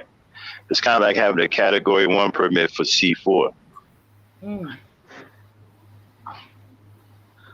Yeah. So what are you ladies doing tonight? I heard y'all getting ready to shut down. Yes. Yeah. Mm-hmm. Okay, it's almost 1 o'clock anyway. So what was y'all? Did y'all have some? I saw you had somebody up there. Was his name Yeah. Alfonso? Mm-hmm. Yeah, he was pretty cool. You sound like Linwood. Well, actually, he sounded more like you. I was gonna say that. You know that? You sound like Linwood. I was Well, gonna say he sounds like Linwood. Well, he sounded more like you because he was using all your talking points, all the stuff you've been saying over the years. Yeah, I know, but people don't give me credit. I've influenced a lot of people. A lot of them, even Kevin said, I don't stole my stuff, but people don't give me credit, because I'm really not well liked in this sector because of my stance on black women. So I get it, but it doesn't stop them from taking my talking points. Yeah. Randy wants everybody to know that his Latina gets off of work at 11, and she's a beautiful nurse, and he's gonna marry her soon. And she has a Well, naturally nice yeah, body. hurry up and marry her before one of the men in her community snatch her up. Randy, All right, we I'm gonna want I'm gonna I'm gonna I'm gonna get on down. Y'all take it easy. all right. You too. Yeah. He better hurry up and marry her. The men in her community snatch her up if she's that beautiful like he's bragging about. Right. Yeah. It'd be like we can't let one of our beautiful women go to y'all. We gotta up our game. Facts. Mm-hmm. All right, let's shut it down. We did 3 hours. Okay. Hey, validated. Okay, let's call it a night. Sorry about that, y'all. Didn't mean to do that. All right, so peace, power, unity. Those of you who's gonna be watching the playback, I hope you got something from it, some facts, some information. Don't do it, and excuse my rant, but hey, I'm serious about that. Night. Peace, power, unity. Let's go out. Peace, power, unity.